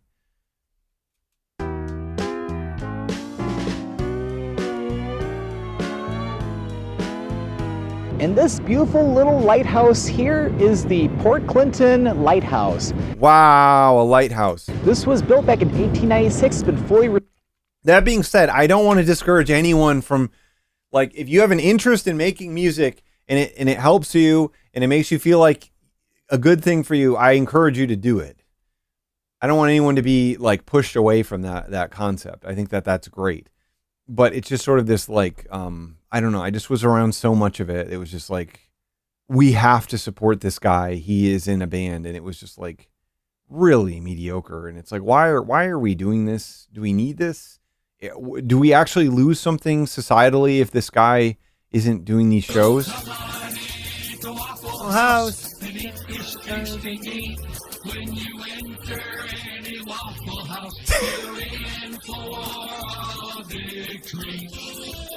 I didn't say that, Keatsy. Is that song public domain? If it's public domain, you could write it now, right?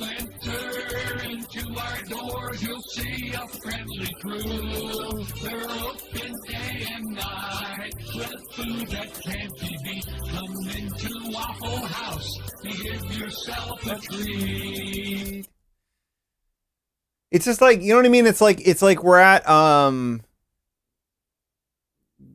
like I'm at this wedding recently, and it was like the groom was like in a band that had disbanded, and they like got together to do a couple songs at the wedding, and they're a pretty good band, so it wasn't a problem. But then like after it was like everybody like sitting out like around a fire, like, you know, like doing like acoustic covers of the Postal Service songs and stuff. And I don't get anything out of that, like sitting around a campfire with an acoustic guitar. Like I just don't personally get anything out of it, unless it were like John Myers or something, you know. It's got to be really real elevated crap, you know. Restored. It's a beautiful little lighthouse overlooking Lake Erie over here. What a pretty sight. And there used to be another lighthouse before this one that was built back in 1833, but was decommissioned in 1870. Okay.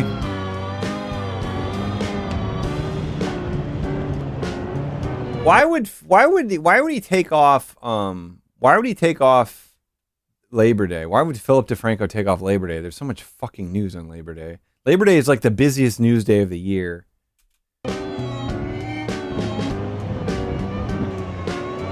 That's not what it was, though, Matt Mellon. That's not it's like the acoustic guitar guy. I'm talking about somebody whose personality is bringing an acoustic guitar to things. And that's sort of the same thing that's echoed with the farmers market people. And over here, this is a nice little breakwater pier which goes out into Lake Erie from the shoreline. Is it nice? I don't know. It's just literally paved. Here, this is a nice little... It's just literally paved. It's a sidewalk. Breakwater pier which goes out into Lake Erie from the shore. It's fine, but I don't know if it's like that much nicer than other ones. Line, and along here we have the Portage River where it empties out into the lake. How was your yard work today, Sir Brain Damage? And also, one thing I should mention too is that Port Clinton, Ohio is a major Port Clitmas. port for access to the different islands here in Lake Erie, especially Put-in Bay, which you can even see the island way out that way. It's Okay. a little cool, it's a very cool recreation area. It's a little cool. It's a very cool. Wow. Which you can even see the island way out that way. There's the point. There's the one-handed point right there. I guess I got to start a new bingo card. I don't know what else I've missed here.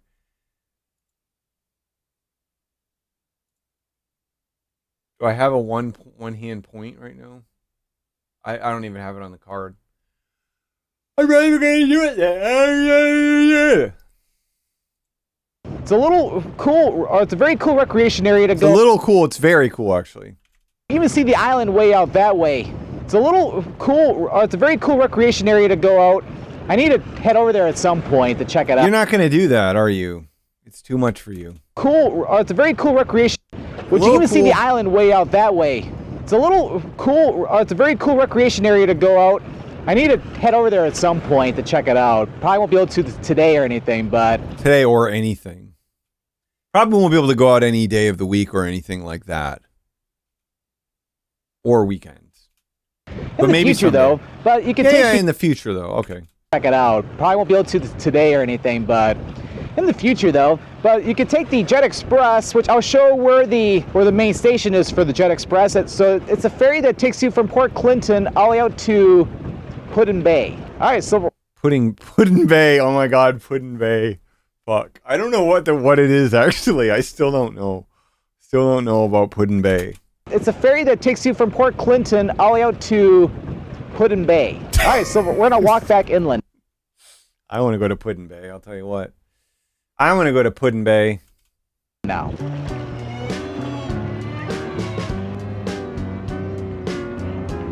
I mean, does he not realize that, like, if you go all the way around the Great Lakes, you will go through a million towns like this.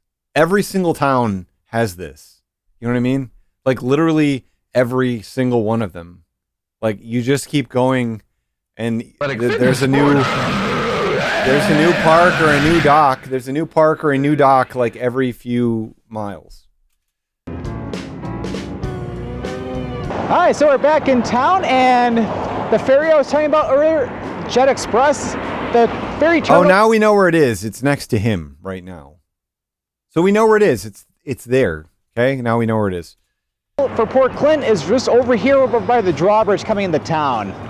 So this is the ferry which you could take to head over to Put-in Bay. Tell us why we want to go there.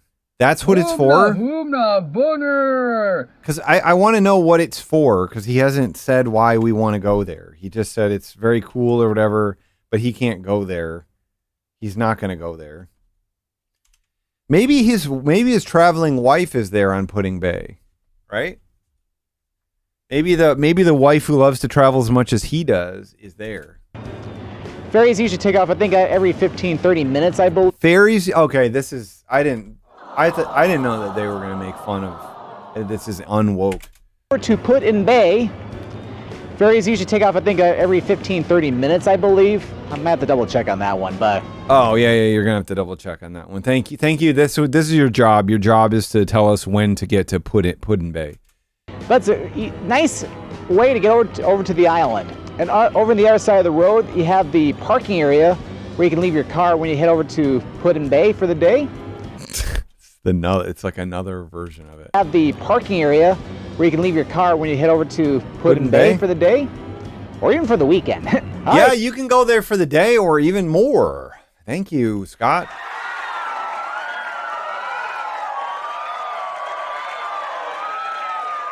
So that was why.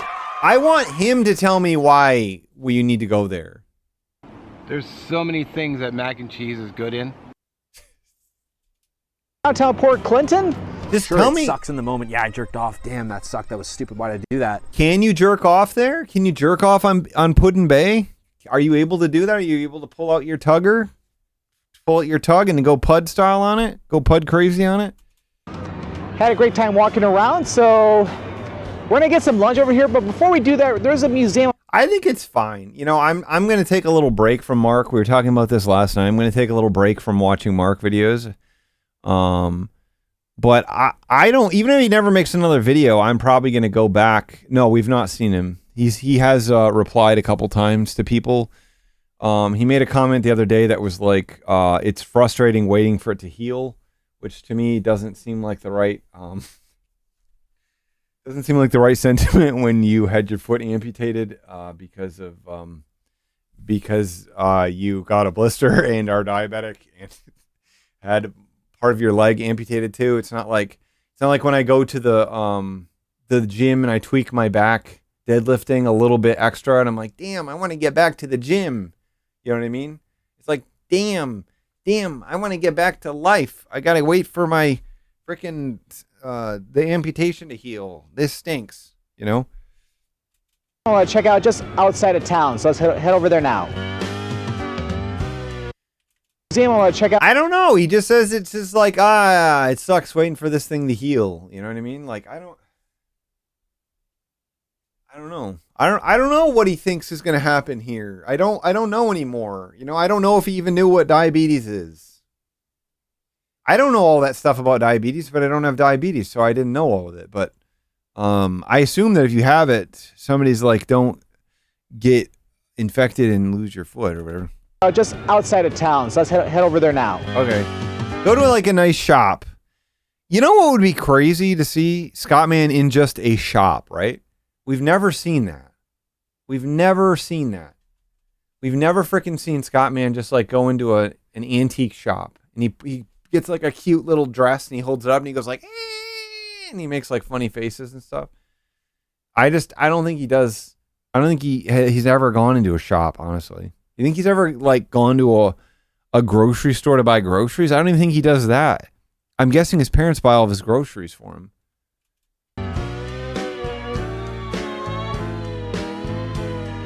All right, so we're here to check out a cool museum. Okay, it would just be shop or the shop man. Okay, it would be shop or the shop man. I'm here, so as you can see, Port Clinton and the surrounding. Oh, there's a museum.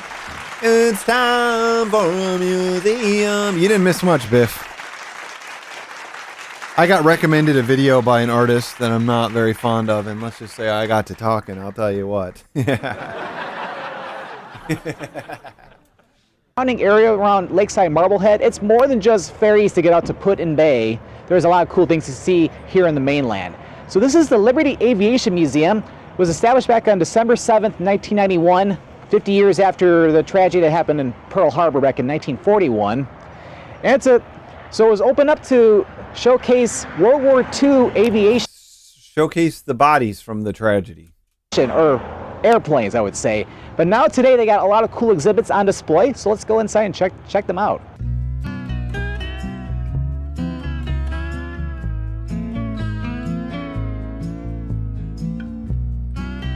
Cool, man. You just sort of stare at them for a second and then you move on.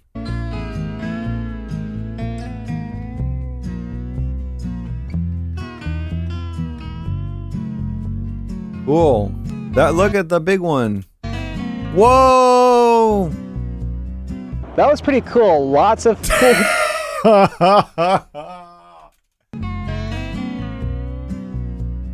Didn't even show the plane take off, motherfucker. Don't fucking blue balls us like that. God, we were about to get balls deep and you just fucking took it all away from us. It's pretty cool. Lots of cool historic aircraft in there, even dating back to World War II. Yeah, that makes fucking sense, motherfucker. It's dedicated to fucking Pearl Harbor. Well, why even? It would be bad if it didn't have any of those. It would be weird. This is the World War II museum. It's got stuff from the Gulf War in it exclusively. So definitely a cool attraction to check out here in the Port Clinton Lakeside. This looks like somebody's garage. This looks like somebody's garage. That's what this museum was. You saw that? It looked like a fucking rich white guy's garage that he has like a tractor in. Thank you, Dobic. This is like a fucking a guy who's got a bunch of tractors and cars in it. It's just like a fucking dank ass garage. Look at it. What is this? You just walk around a fucking garage. It looks like a fucking tray. It looks like a fucking collectible shop. Northern Ohio. All right, so we're gonna head back toward Port Clinton, not quite in the downtown, but there's a fantastic restaurant we have to check out for some great walleye. I bet there is. I bet it's a fantastic restaurant. Because we have to get walleye while we're in the walleye capital of the world. So let's head over there now. There's a bunch of people are in Columbus now, you know. Like Brian, like Murder Brian and Dan Beckner or whatever. I can't remember how to spell his last name right now. From Wolf Parade. That's it. He joined the Arcade Fire and then he moved to Columbus to buy a house. All right, so we're back in town, although not quite in downtown, about a good mile or two east of downtown Port Clinton. But this is Jelly. Whoa! Not quite in downtown, about a good mile or two east. What words are you saying, Scott Man? All right, so we're back in town, although not quite in downtown, about a good mile or two east of downtown. Fuck, man! All right, so we're back in town, although not quite in downtown, about a good mile or two east. Although not quite in down. All right, so we're back in town, although not quite in downtown, about a good mile or two east of downtown Port Clinton. Can you fucking imagine? Can you fucking imagine somebody who watches his video and goes here, and they're like, "Scott Man said the restaurant was in downtown. Where is it? Where is it? Where the fuck is it?" They're driving around in circles. Scott Man said it was in downtown. He said it's in downtown. Like he's imagining this happening in a family like, "I can't stand you anymore, wife. We are divorcing now. We are divorcing now." I said it before. He had this, I imagined this sort of movie-esque sequence where somebody goes to this burger restaurant or whatever, the place that was in Detroit that was part of the Underground Railroad. Do you remember this joke? And as he was going in, he's like, oh, heads up. There is a step that can be quite a tripping hazard as you enter the building. So please be very careful when you're going in and out of the building. And I was just imagining somebody who just you know what I mean? They watched the video one time to go there and they're like, "Yeah, I heard about this place. It's great." And they're walking into the building and then they go and they're about to trip and then it goes into fucking bullet time mode, you know, and there's a big flash. It starts rewinding the video. It's going forward and backward. And then you hear Scott Man going, "And be careful about this step. It could trip you." And then there's and then it rushes back into reality, back, and they go, "Whoa!" You know, and they dodge the step and they get up there. You know what I mean? And it's like, holy shit, Scott Man, you saved my fucking life, dude. Like that kind of crap. But this is Jelly Rogers. So Jelly Rogers. A good mile or two east of downtown Port Clinton, but I wonder if he thinks he's liable for fucking he could get sued. He could get sued for this. He could get sued for not giving complete information. This is Jelly Rogers. So this is a Jelly Rogers. Oh. Mile or two east of downtown Port Clinton, but this is Jelly Rogers. So this is a fantastic seafood restaurant. Okay, you don't know if it's fantastic. You haven't had it yet.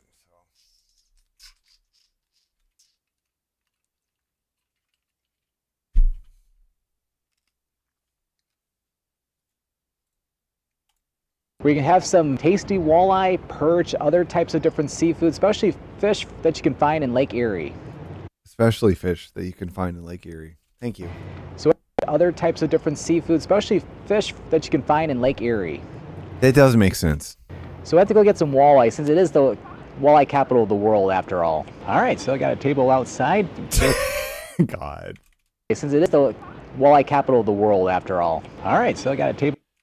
So we have to go get some walleye since it is the walleye capital of the world after all.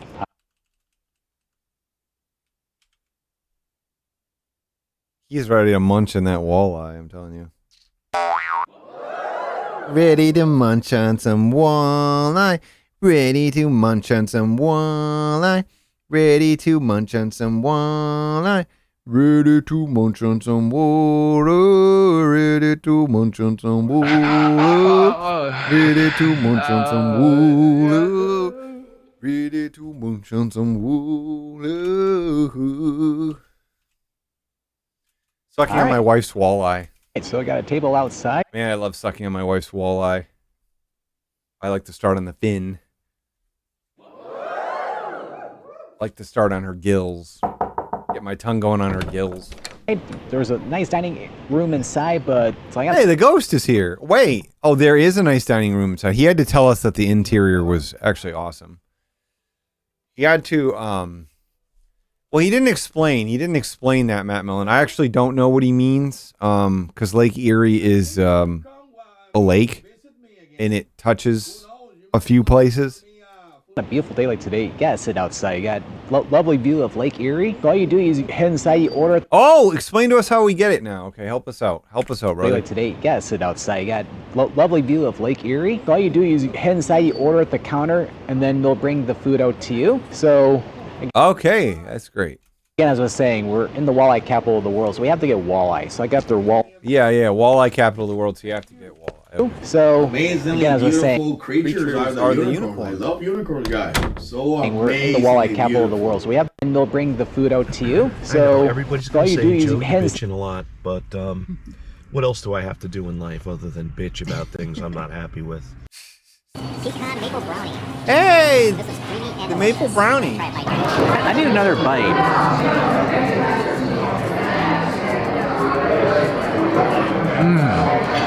Grab my guitar and rock out. Come on, boys, let's walk out.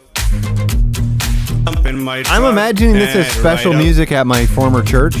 Ready to play, so watch out.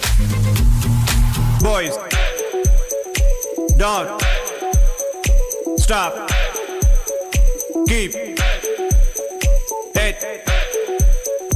moving. Boys.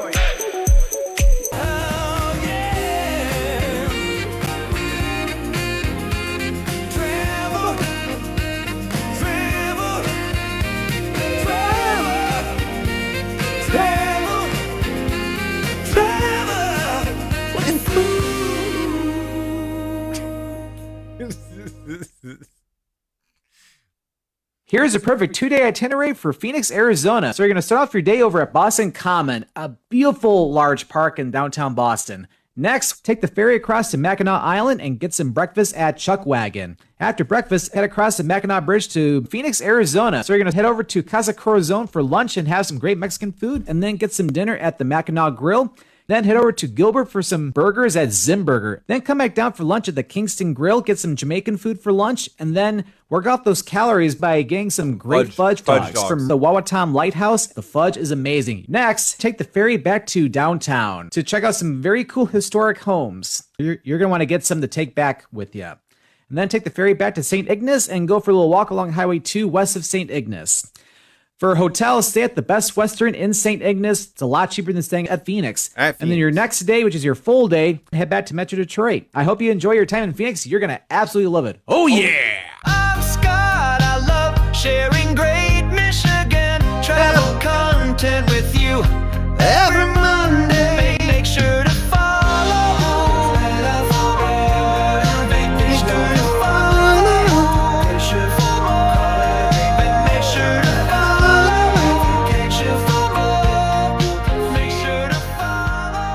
We wanted to do, we had a Christian aerobics sketch.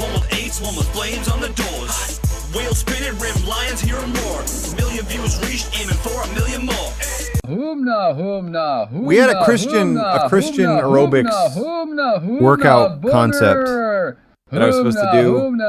We were going to do a Christian lawn mowing tutorial.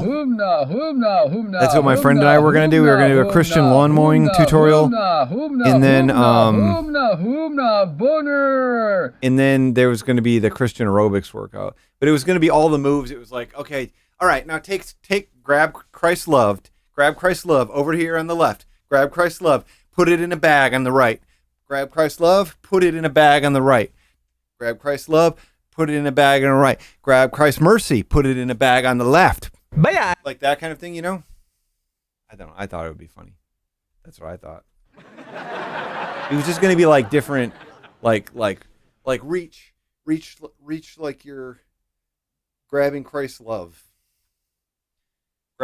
Reach like you're grabbing Christ's mercy. Lift up your leg. Make some space for the love of Christ.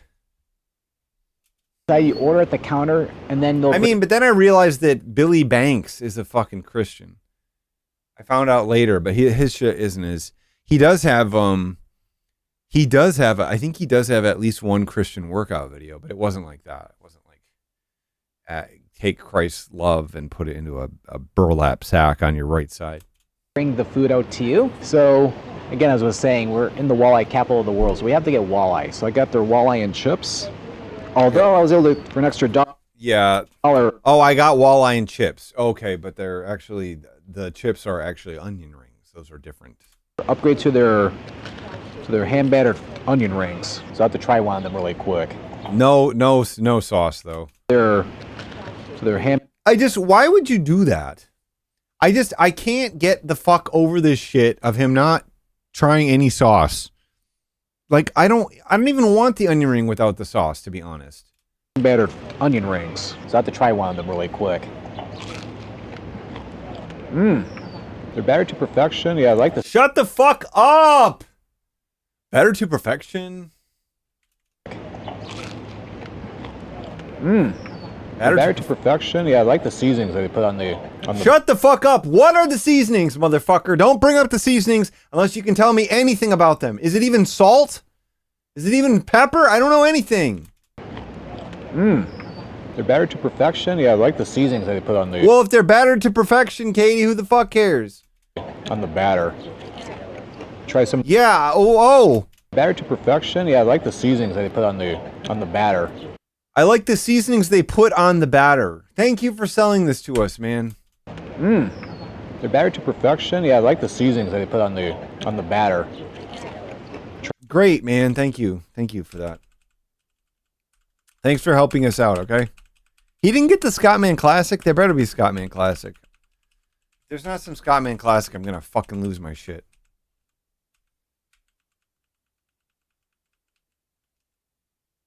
That I like. That I like right there, okay? This reminds me of Seaman eating a nacho chip. Tell you what.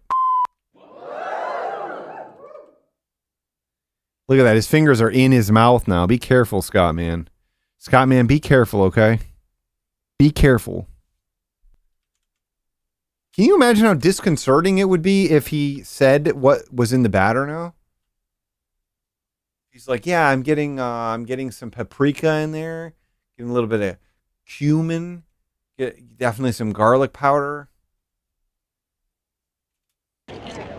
Try some of the walleye. They give you some tartar sauce, but I try without the tartar sauce. Yep, they give you some tartar sauce. Great, man.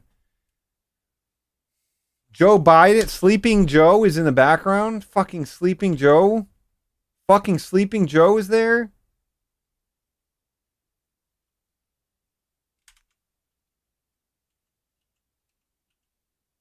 Sauce.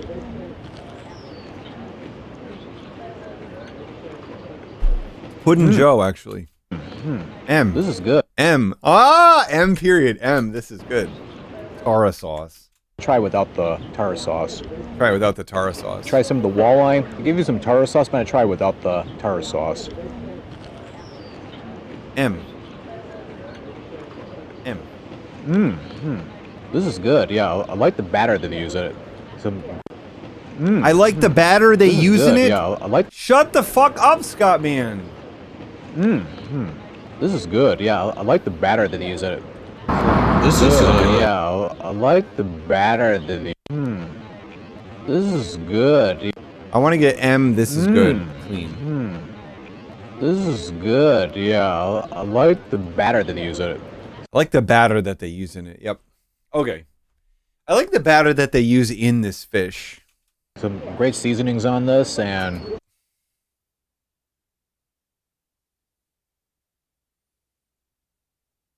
great seasonings on this.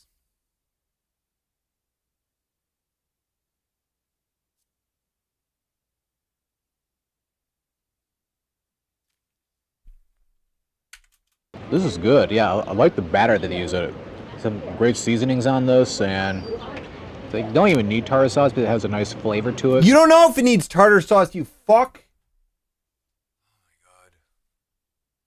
Imagine how good it could be with the tartar sauce. Maybe it will become a need once you try it. The fish is cooked very well too, not overcooked or anything. Yep, it's cooked very well, not overcooked or anything. Well, undercooked is, or cooked well is anything. Undercooked is anything. Yeah, this is... Literally, he said the fish essentially doesn't exist, right? Flavor to it. The fish is cooked very well too, not overcooked or anything. The fish is not anything, okay? The fish is not overcooked or anything. It is not anything. There is no fish. There is no walleye. The walleye is a lie, okay? The walleye is a fucking lie.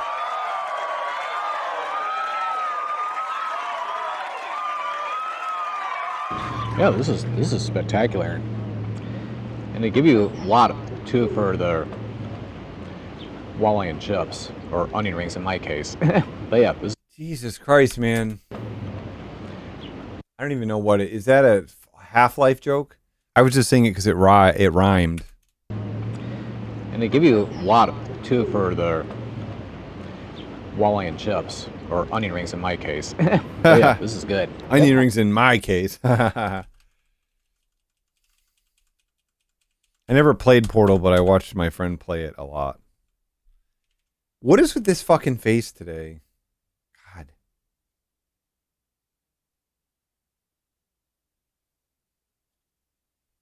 You know, maybe I should just be like, he's enjoying his life. Just let him be. But I can't do it. I can't do it. I can't freaking do it. He didn't tell me anything. He didn't tell me a goddamn thing. I don't understand anything. Oh, I heard that joke from eating pussy. I heard that from eating my wife's pussy, giving her huge orgasms. That's where I heard the is a lie joke from. So I didn't actually hear it from the game. I actually was sucking on my wife's boobs and stuff and licking her clit or whatever, and then that's where I heard that joke. So that's where I actually heard that phrase. So for me, it's not really about the gaming. It's about a different sort of gaming, if you know what I'm saying. You know, the kind of gaming that guys do sometimes. Yep, that was quite good, I have to say. Yeah, definitely check out Jolly Rogers here in Port Clinton for some great... Jolly Rogers. It was called Jelly Rogers earlier. Great seafood. Walleye, perch, you name it.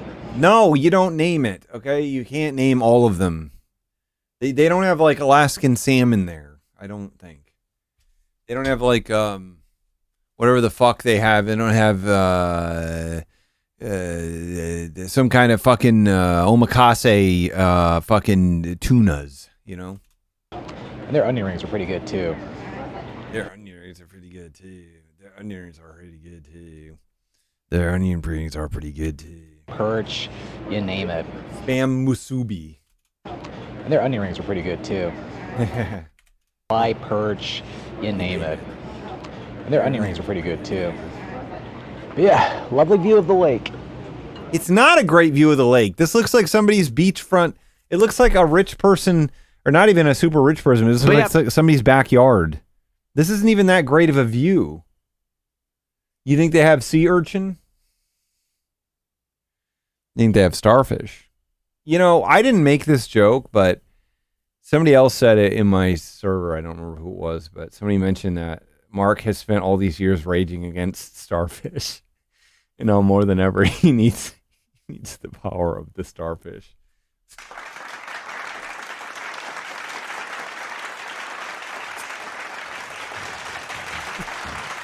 I mean, he's literally spent.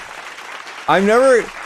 To me, I think the greatest mark the greatest Markism is when, as a 50-year-old man, he was complaining about the woman he lost his virginity to, and how she was a starfish, and how she wasn't a good communicator in the bedroom, and she was losing her virginity as well.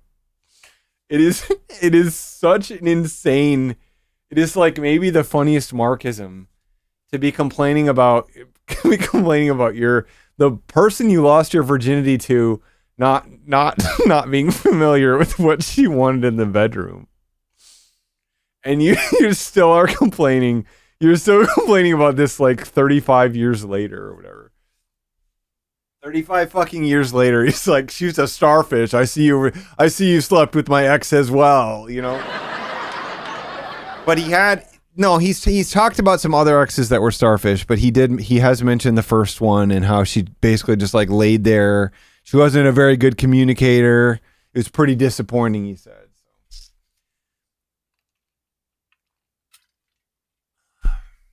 So pretty disappointing, you know?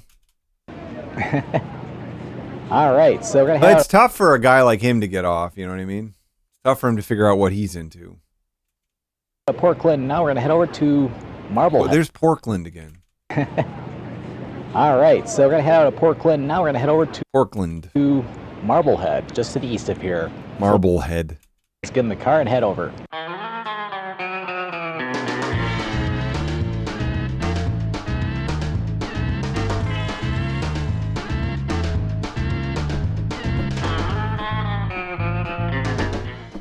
All right, we made over to Marblehead, Ohio, over along the shores of Lake Erie. You can even hear it in the background. And we're standing in front of the Okay, one more lighthouse. Here we go. Marblehead Lighthouse. This beautiful lighthouse was constructed back in 1821. So one of the oldest lighthouses still around today along Lake Erie. And it's been lighting up the area around the Sandusky Bay. The thing is that's crazy about complaining about the time you lost your virginity is that it's usually like I think most people can be like, yeah, like I learned how to have sex better after that. But there's still like the first time that you like actually have sex is like kind of exciting, right? I mean, this is what I've talked about, that like I've complained when he talks about like starfish, and he basically has said that like he'd rather just jerk off rather than like a woman not be super enthusiastic. And I just don't know that makes sense for him. It seems like he would like having a woman that wants to be nude with him and get, sharing her nude body with him while he fucks it. But that's essentially how he acts. But I don't know. It's just like really weird to me because like I remember the first time I had sex and it wasn't great. Like we both just like stopped. We both just like did it for a bit and then we're just like, I don't know what to do. That was fine. Like I didn't. I wasn't like, yeah, the fucking bitch didn't suck my dick until I came, like I don't know, we just like mutually decided we were done because like we didn't know how to make it work, So it's not like but I don't think back and I'm like, shit, that should have been better. I don't know, it's like you think about the first time you do something you're not good at, and you're not like, wow, the first time I tried to form a chord on guitar, I was a fucking dumbass and I should have died. Actually, I should have been really good. I don't know. I just don't get it. I just don't get it. I don't know. Or where the Sandusky Bay comes on. I like the idea of the first time you ever have sex being the best sex of your entire life. It never gets any better than that. To the lake ever since. Although back in 1958 it was automated, but what's really cool is that you can go up the tower for about $3 and you can get some for about $3. God damn it. Automated, but what's really cool is that you can go up the tower for the starfish thing is 100% misogyny. I mean, it's always about the women. The women need to step up their game. He has a working theory, he said multiple times, that women are all talk. They're all talk and they have no game, actually. That's what he thinks. That's what Mark thinks. That's Mark's working theory. So about $3 and you can get some spectacular views of the entire area, Lake Erie. So it's around $3. About $3 and you can get some spectacular views. What's really cool is that you can go up the tower for about $3 and you can get some spectacular. What was the Katie? I don't remember his reply though. I don't remember his reply. You said something about like communication during sex or something to him, and then he said that it's, oh, now I have to communicate too. Isn't that what he said? That's what it was. Yes, yes. He's like, oh, I have to do all the work and now I have to communicate too. It was like unfucking believable. That's what it was. That was so fucking good. Fuck, that was good. It was like, there was like people that were like, maybe she's starfishing because she has anxiety, or maybe she's not comfortable with it. Have you tried communicating? And he's like, she didn't say anything to me. And then I think, Katie, you were like, did you ask her? And he's like, oh, I have to do all the work now and I have to communicate. It's like, what the fuck do you think? The fuck do you think sex is?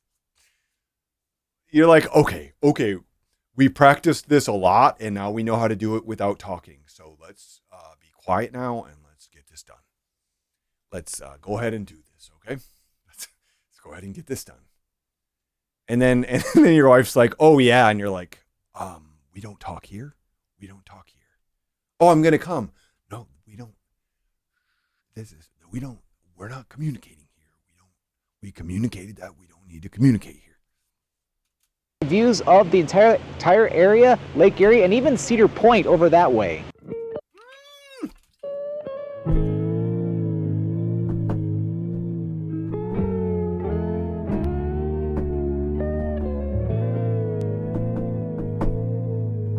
Wow.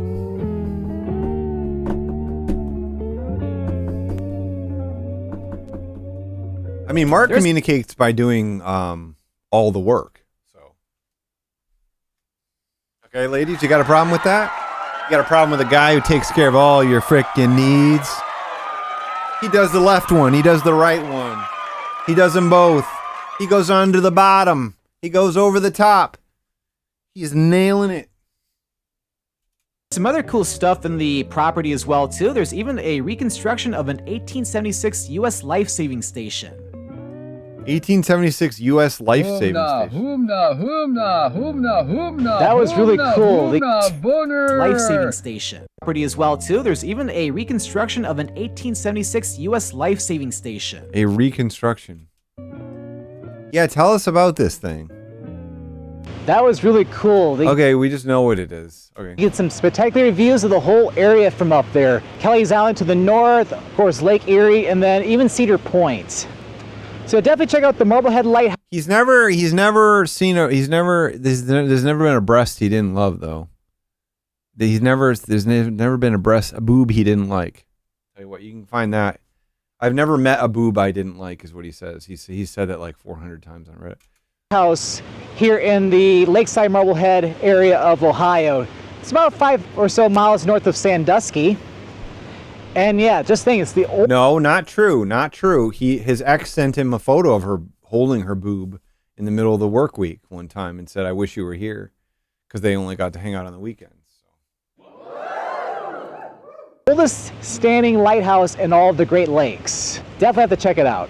All right, so now we're gonna head over to. That's a true story too. I'm not making that up. He said it definitely made his day. I'll tell you what. East Harbor State Park. To conclude this video, check out one of the many state parks in the area. Well, this is even a state park too, but be checking out an even bigger one with some more cool views of Lake Erie. Oh, an even bigger one.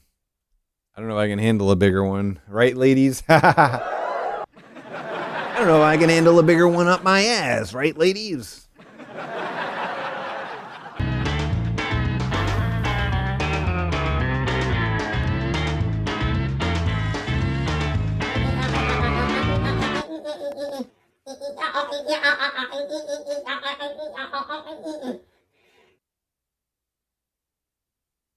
Well, that happened.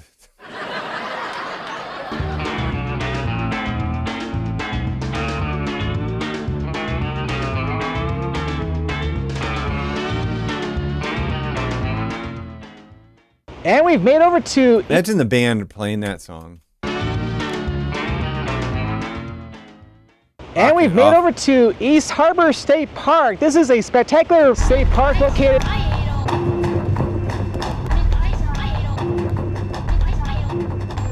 I got chicken. Stop!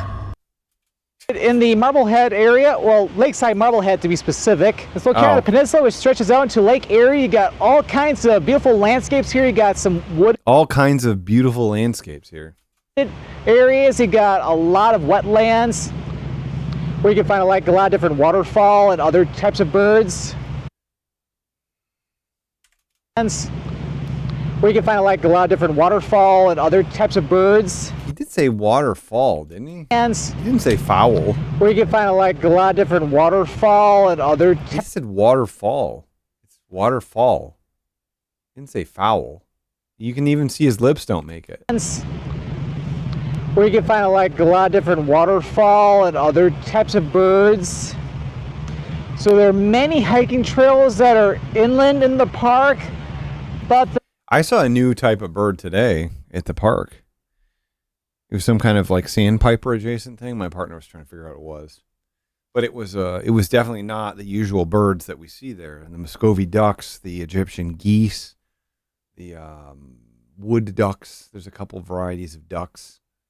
the best part about Obviously the grackles here. You're always going to see the grackles here and the white-winged doves. the park is that you have beautiful Lake Erie right over. Isn't it funny that, Stevie Nicks, you got the, just like the white-winged dove. Like it sounds like a very epic thing in that song, you know? But white-winged doves are pretty clumsy and they're definitely not very epic. Over here, you got a nice little. No, it wasn't a killdeer. It was some kind of sandpiper. She found it. Swimming beach over here. No, we have the Merlin ID. It wasn't making any noise. That was the problem. And she has ornithologist friends. So we have all the tools. We were at Cornell. I mean, that was where she used to work. So we know about the ornithology there. And she's very good at identifying shit. But this was pretty sure it was fully identified. She likes to try to identify it, okay? Freaking biologist, so she'd rather try to do it the hard way than use some application. People can go into Lake Erie, cool off, and go for a nice swim. But there's also are you gonna swim, Scott Man? Swimming beach over here. Isn't it crazy that he never swims? He goes to all these fucking bodies of water and he never like brings a bathing suit. He never goes swimming. He never does anything. Never does like anything fucking fun. Who said it the other day that he never dips his toes in the water? He never does anything. Where people can go into Lake Erie, cool off. People can go in. Okay. You got a nice little swimming beach over here where people can go into Lake Erie, cool off, and go for a nice swim. But there's also the West Harbor Trail, which starts off around in this general area, which we could take over to a fishing pier. Yeah, ignore the water again, Scott Man. To get us way out into Yeah, that's you. You said it. to Lake Erie. And that's where we'll conclude this video today. So let's start this hike. He only does hikes. He only does hikes near the water. No, he didn't jump in that pool either. He said something like I wanted to get in there, but I didn't have time or something. He like made some excuse about it. It was like, oh yeah, I really wanted to do it, but I had to, connect to the Wi-Fi or something. Well, there's not look like I'll be going this way. But what we can do though. Oh man. Well, there's not look like I'll be going this way. But what we can do though is we can walk along the beach. That'll take us over there. Wow, you're really making lemonade out of the lemons that were just thrown your way. It'll be a little bit more scenic that way too. Cool, man.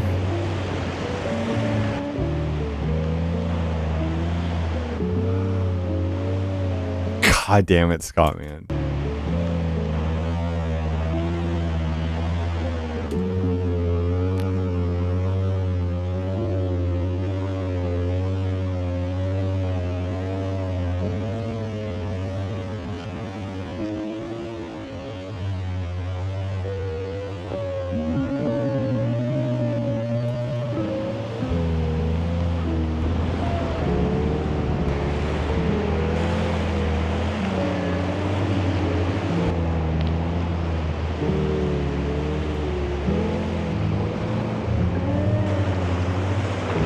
that just a horse? Did I see a horse? There's a sea creature right there. Look at this thing. Look at this fucking sea monster. Fuck, he didn't even say anything about it. There's a fucking sea beast right there. What the fuck is that? That's terrifying. That could eat somebody. Could devour like a whole fucking family. A whole masturbating family could get eaten by that thing. By that thing.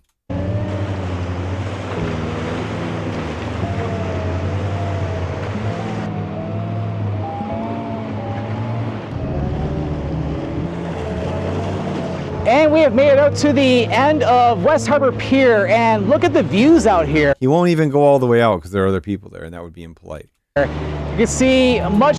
You don't want. That's the future the left wants, though, Matt Mellon.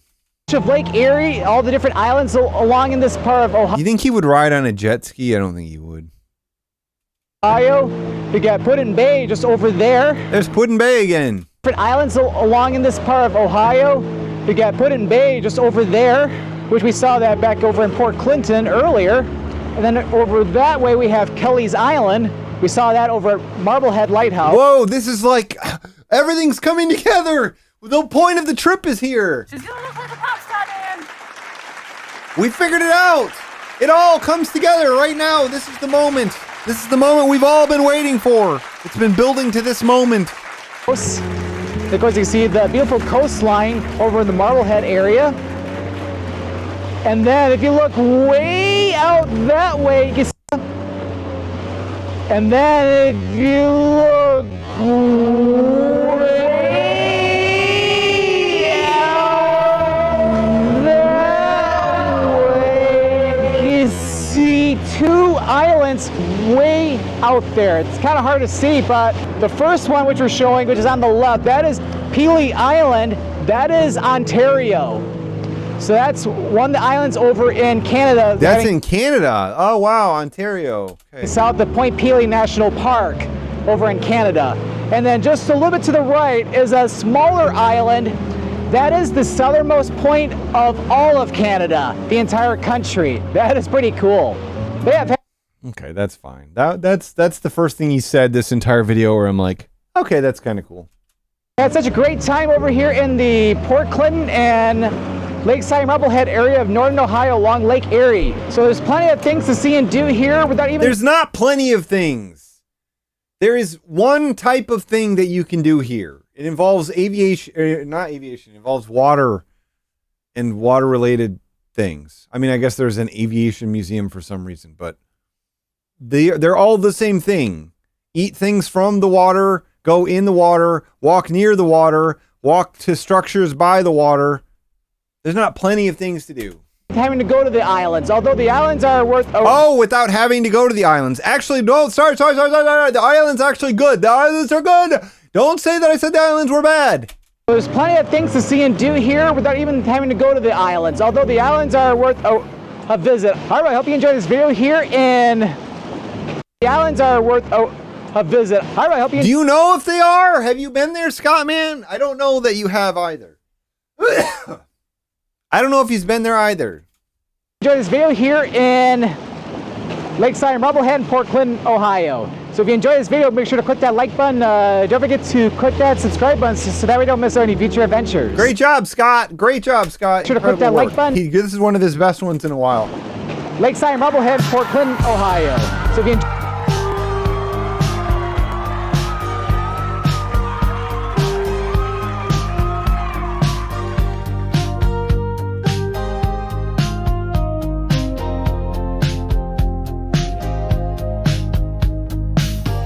Let me tell you more about the best cupcakes in Michigan. Sugar High Bakery is a gem located in the River Place shops in Frankenmuth, Michigan. They serve the best cupcakes in all of Michigan. In fact, they were even featured on Cupcake Wars on the Food Network. Inside you will find all kinds of delicious flavors, and they're not small either. They're quite large, and they're fully packed full of flavor and topped with creamy Once you take frosting. a bite out of one, Once you take a bite into one, your taste buds will be in heaven. They also feature Smaller cupcakes too, as well as cakes and other baked goods. There is also ice cream available too, if you want something to cool yourself down on a hot summer day. Now is the time to visit Frankenmuth, Michigan, for the best cupcakes in the state of Michigan. Have you checked out Sugar High Bakery yet? If not, why haven't you stopped by yet? Oh Scott, I love sharing great Michigan travel content with you every Monday. Make sure to follow. Make sure to follow. Make sure to follow. Thank you, DORW. Make sure to follow. Hashtag Sugar High Bakery. Hashtag Frankenmuth, Michigan. Hashtag Pure Michigan. Hashtag Michigan Food. Hashtag Michigan Eats. Hashtag Foodie Traveler. Hashtag Cultural Travel. Hashtag Travel and Food.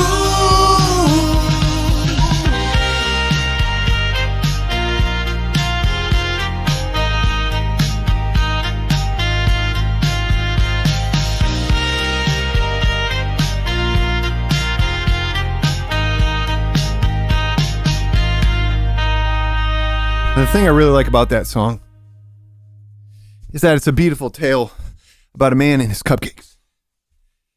It's about the best cupcakes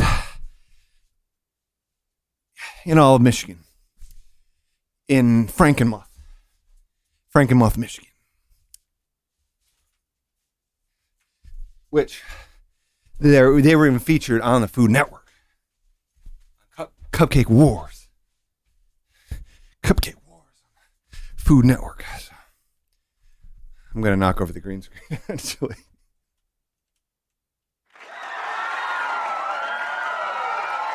Just a little Dr. Don for you. Enjoy this video, make sure to click that like button. Don't forget to click that subscribe button so that we don't miss any future adventures. Well, thanks for watching, and this is... I think he alternate. I mean, you get dizzy if you do the same direction. That's the problem.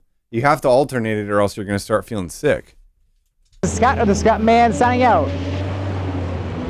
Clit or the Clit Man? Clit or the Clit Monster? It's me, Clit, or the Clit Monster.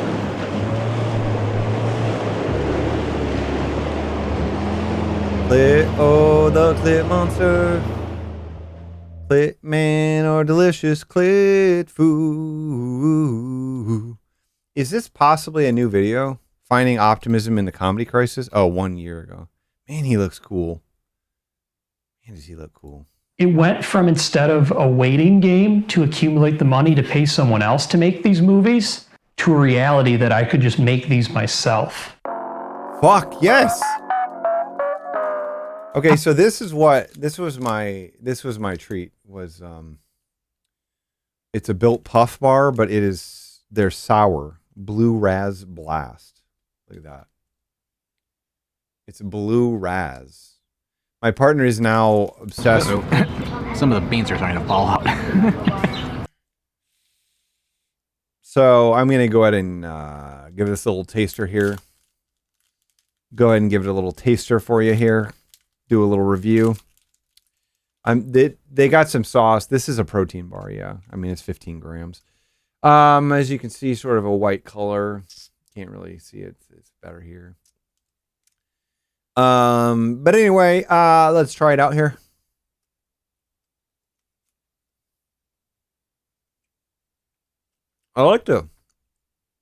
It's got a nice batter on there. Lots of different seasonings in there. I like the seasonings they put in the batter.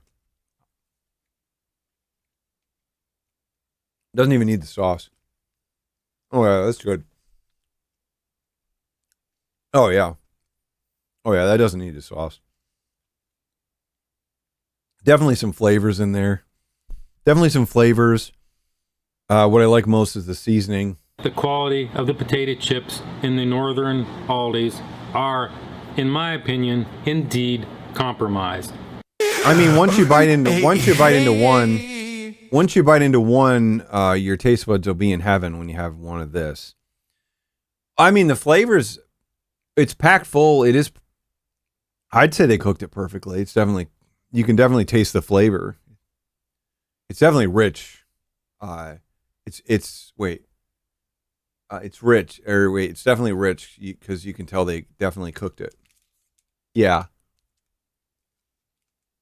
I will say it's not very sour. I will say that about.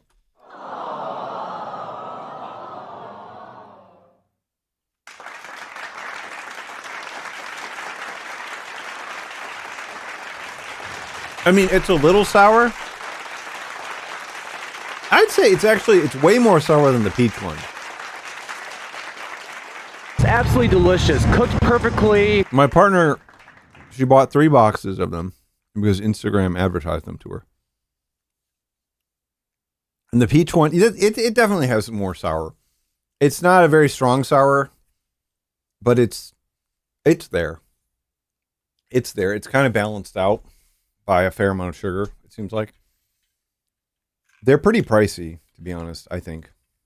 Rating out of 10. I'd say I'd probably give this an 8 out of 10. No, sorry, I'd give this a 4 out of 5 or a 7.2 out of 10.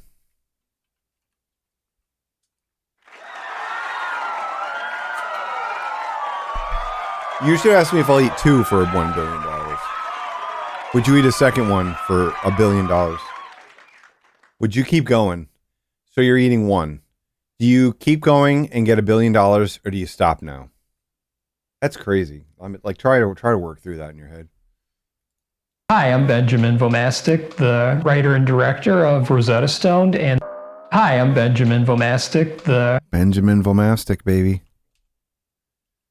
Writer and director of Rosetta Stone and the upcoming coming-of-age raunchy teen comedy, Hometown Summer. Today I'm going to talk about why I made Rosetta Stone and why I'm going to be making Hometown Summer. It started around COVID. I really started to fall in love with comedy. I watched...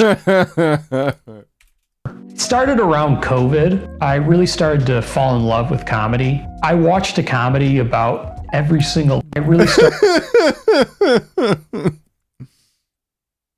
I started to fall in love with comedy. I watched a comedy. And why I'm going to be making Hometown Summer. It started around COVID. I really started to fall in love with comedy. I watched a comedy about every single... I really started to fall in love with comedy. I watched a comedy about every single day from the beginning of when lockdown started towards the end of lockdown. And it was a genre that I really meshed with. I probably watched virtually every single comedy produced between the years of 1994 and present day. And it was really the comedies from the late 90s and the early 2000s that really stuck with me. I grew disappointed that this style of comedy really has phased out. That's not to say that there haven't been great comedies made in recent years. I mean, Blockers and Good Boys. Oh, Blockers. Great. Okay. We got Blockers back.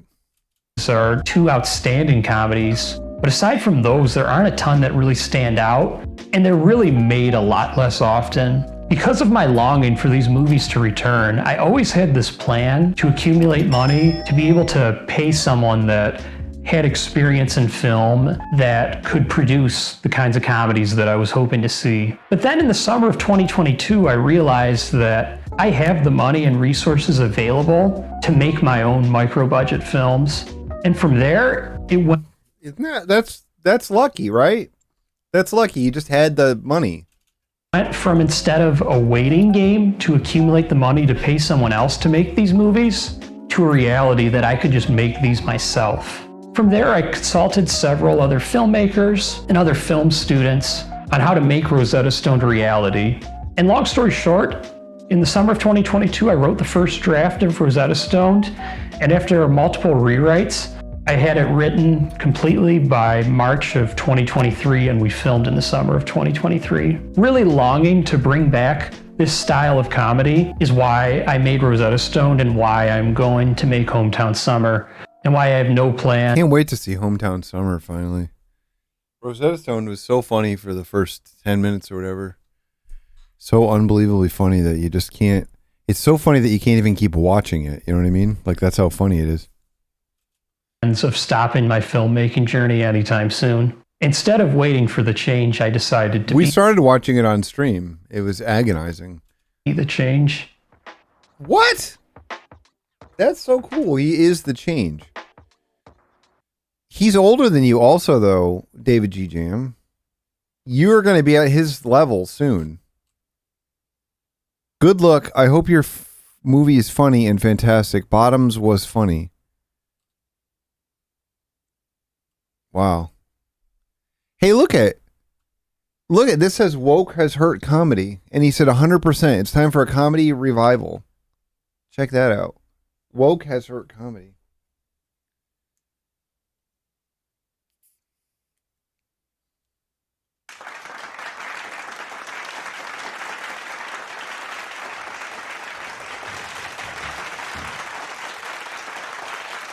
He's like, I think he's 26. He saw his first comedy or whatever when he was 21 or something. Other than Old School, which was a unique experience. He's going to bring back comedy. He's already doing it. Woke. I'm telling you right now, woke has hurt comedy. So I was watching Eddington last night, and I loved the shit out of it. It's very interesting to me that people suggest that the movie is both sidesing, because one side is doing some incredibly insane stuff throughout the whole movie. But that was a pretty incredible experience, I would say. And it makes me laugh thinking about that.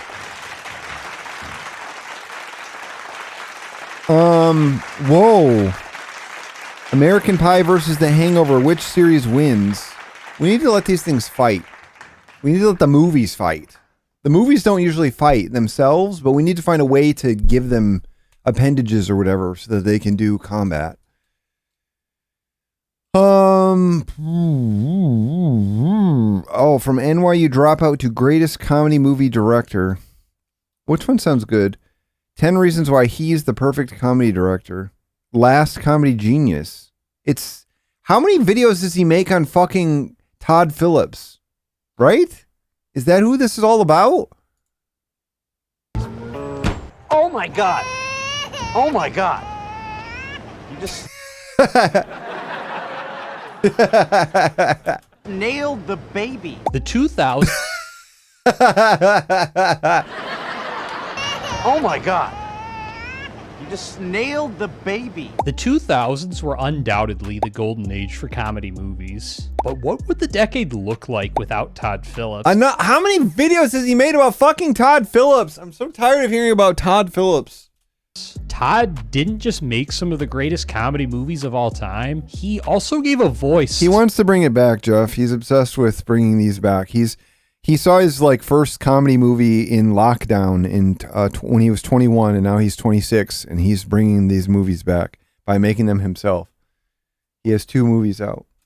To some of the funniest writers and brought us some of the most iconic comedy actors. But what could make a director so special? For Todd, a lot of it happens before the cameras even roll. Fuck yeah! There's so much to do before you even turn on the camera, idiots. You idiots think that it's all done with the camera, but there's all this magic to be done. All this magic have to be done before you turn on the damn thing. Including one final reason that not only transcends genre, but will fundamentally change the way you look at Todd and directors in general. What? There's something that's going to change the way I look at Todd and directors in general is coming. In general. Not just Todd, okay? Reason number one, I learned. What is this furry fucking one for? It's the way you look at Todd and directors in general. Reason. It's a big hairy one. Number one. Look at this fucking hairy thing.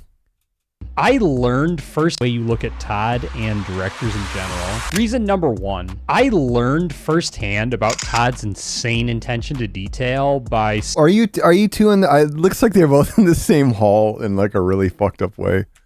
I learned firsthand about Todd's insane attention to detail by sitting down to chat with Jared Scott Mercier. You're not sitting down at all. You're fucking standing. You're clearly fucking standing. Attention to detail. You're both standing for some reason. By sitting down to chat with Jared. Maybe you're not. I don't know.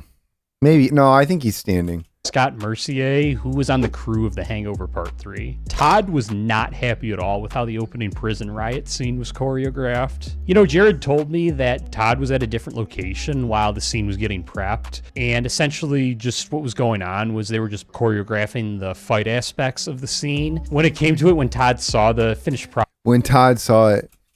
of what they were rehearsing, it was like expert level fighting, martial arts types. Todd just pointed out how they got it all wrong. These were supposed to be peasants in a Thailand prison. They looked like black belts. They ended up completely re-choreographing the scene to make it a lot messier and a lot more realistic. But a little aspect like that is just not something that the average director is going to pick up on. What?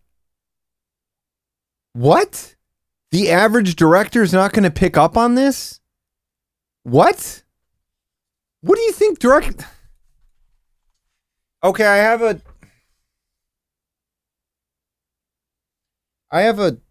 an action sequence with a bunch of school kids, and they're all being played by black belts, and they're adults, and they're doing extreme combat. But most directors wouldn't even notice this. These are supposed to be high school students.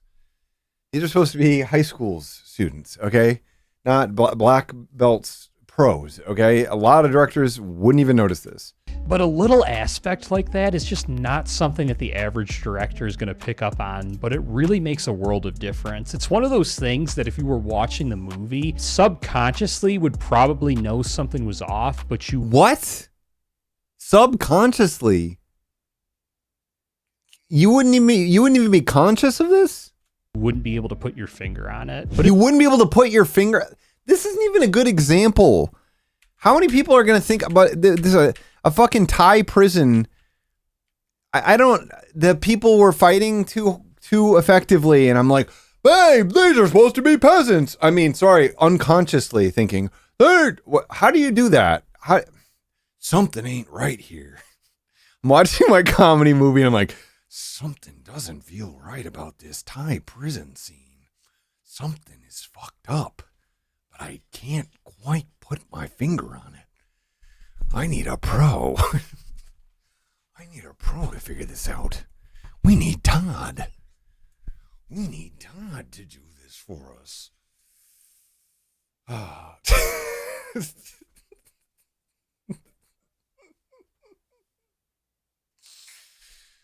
Oh, Benjamin. These are just like, it's like he doesn't, his bathroom breaks. He doesn't leave. A lot of cast and crew, or a lot of directors will go to the bathroom and they'll take 5, 10, 20 minutes. But Todd knows that everyone's waiting for him, so he only does 5 minutes. This is something that most audiences wouldn't even pick up on consciously. Unconscious, in your subconscious, you'd be thinking something isn't right. Re-choreographing the scene to make it a lot messier and a lot more realistic. But a little aspect like that is just something was off, but you wouldn't be able to put your finger on it. But when your detail clearly carries over to the nuances to directing a comedy movie, when you're watching a scene in his movies, you never get the vibe in his movies where there's a scene where he just settled and said, this is... What? When you're watching a scene in his movies...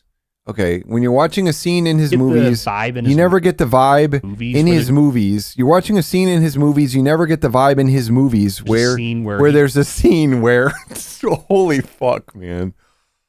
Holy shit. watching a scene in his movies, you never get the vibe in his movies where there's a scene where he just settled and said movies. You never get the vibe in his movies where there's a scene where he just settled and said, this is good enough or this is funny enough. He really goes for it in every scene and it really shows. Is this okay? I don't know. I don't know what to say. There was a whore in Las Vegas a couple of years ago. A big reason why his movies are so funny is really the line-by-line dialogue and just the... They're just that good, right, Jeff? They're just that good. They're just that good. I mean, that opening fight scene in the Thai prison, I mean, that's a consummate professional. Only consummate professionals do that kind of crap. Only consummate... I mean, you think about how many continuity people there are on, like, film sets. Right? Or not. I mean, just part of the crew or whatever. I don't know if they like stand there and do continuity workshops, but like there are usually a lot of people that are supposed to catch things. Casual conversations that the characters have. Whether it's really the line-by-line... Sometimes a big reason... Okay. A big reason why his movies are so funny is really the line-by-line dialogue and just the casual conversations that the characters... Oh... have, whether it's an Old School or Starsky. A lot of times just the things the characters say to each other are funny in the comedies. This is, man, I gotta check this guy out. Todd Phillips is his name. I gotta check this guy out. So it's not only just the jokes, but sometimes when the characters talk to each other, it's funny too.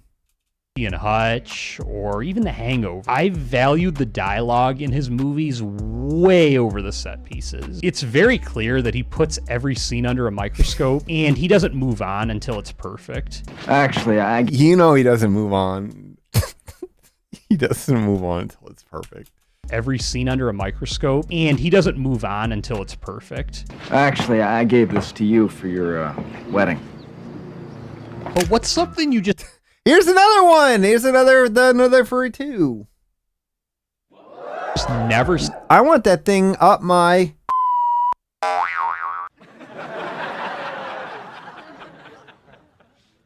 See when a what's these hairs? What's these hairs? Let me. I can make that clip go. I have hacks. Okay, I have like insane hacks now. Actions and cues. Actions, hairs. Yeah, there it is. Here you go. You ready? Why is he here?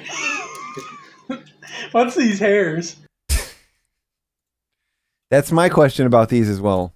Comedy movie tries to merge genres. Think of The Lost City or Glass Onion or The Menu. I actually enjoyed all of these movies, but they just completely forgot to be funny despite being billed as a comedy. But they forgot to be funny. God damn it. Todd Phillips didn't do it. Todd Phillips wouldn't have done it. Todd specializes in this. I mean, look at Starsky and Hutch. It's a crime comedy. Or a crime comedy. Has anyone ever said that before? Specializes in this. I mean, look at Starsky and Hutch. It's a crime comedy. Or The Hangover, which is a mystery comedy. Mystery comedy. Oh, okay. It's a crime comedy and a mystery comedy. Oh my god. Oh my god. Fuck. Starsky and Hutch. It's a crime comedy. Or The Hangover, which is a mystery comedy. Or even The Hangover Part 3, which is a thriller comedy. Can you imagine like a bunch of college guys standing together? You gotta check out this movie, The Hangover. What kind of movie is it? Oh, it's a mystery comedy. Starsky and Hutch, bro. You gotta check it out. Seriously, one of the best crime comedies of 2006 or whatever. I don't know when it came out. I don't even know when it came out. I have no idea, okay? And I mean, these are some of the funniest movies I've ever seen. Benjamin thinks these are the funniest he's ever seen. They're good. Is literally the only director on earth that I trust to merge. Todd is literally the only director on earth that I trust to merge genres. Oh my god. Oh my god. No one else can do this. Fuck everybody. Todd is literally the only director on earth that I trust to merge genres with comedy. It's It's gotta hurt going through life not trusting anyone, only trusting Todd Phillips. In Todd we trust, you know. I mean, think about how sad your life would be. Think about how sad your life would be if you didn't trust any other director to merge genres, you know? None of them can do this. None of them can fucking do this. Comedy and actually be funny in the end. Well, do me a favor, don't text me, it's gay. And how many Don't text me you're gay. That's wow. I only trust Todd. Only Todd can do something that great. Comedy and actually be funny in the end. Well, do me a favor, don't text me, it's gay. And how many directors are just straight up carried by their cast? I mean, let's be honest, when you're deciding what movie to watch, most of the time the director is just an afterthought. But no, not for me. Not for me. I give a shit. I would have noticed those peasants. It would have been conscious for me. It wouldn't have been subconscious for me. when you're deciding what movie to watch, most of the time the director is just an afterthought. Yeah, you don't know me, Benjamin. You don't know me, motherfucker. You don't know me, motherfucker. Why did I watch Eddington last night? Because Ari Aster is the king of directors. He's the only one I trust. Ari Aster is the only one I trust to blend genres. I'll tell you what. He's the only one I trust to blend genres. Not Todd Phillips, okay? Not this joking guy. But with Todd, it literally Reply Aster. doesn't matter who is in the cast. You know damn It well. doesn't even matter. Scottman could be in the cast, and Todd Phillips would get a good performance out of him. Well, the movie is going to be both very funny and just an overall great movie. Look at Road. It actually is kind of a crime comedy. I would say it is kind of a crime comedy. I would say that about it. I would say it's kind of mystery comedy, crime comedy vibes. It is sort of both. And I'm not even making that up. Beau's Afraid is Beau's Afraid is sort of a humor comedy, I would say. I would say it's got pretty like humor comedy vibes. That's what I took from it. Ari Aster is the only one I trust to direct Beau's Afraid, to direct humor comedies like that. If you're gonna do humor and comedy in the same movie, you know, you want a good director. Trip. We've got Sean William Scott, Old School, Vince Vaughn, Starsky and Hutch. It's so, I can't, like, obviously every channel I watch is more or less the same thing over and over and over again, but it stuns me that this guy made a whole channel out of, it's like 15 movies or something. I mean, if you're not counting every American Pie sequel and stuff, it's like literally like under 20 movies and like 3 directors. That's it. That's the entire basis of the channel, and there have been like hundreds of videos created. Just like, hey, did you know that Todd Phillips actually wanted The Hangover to be a crime comedy instead of a mystery comedy? Ben Stiller, The Hangover, Zach Galifianakis. And he's so uniquely talented at finding what his actors are best at and milking it for everything they've got. Todd's just one of those directors where you really don't care who's in the cast because you don't even fucking care who's in the cast. You don't even fucking care. You don't even give a shit. He said it was, remember last time he said how exciting it would have been if Todd Phillips had directed Adam Sandler and Will Ferrell, right? But now he says you don't even care who's in the cast. Todd's just one of those directors.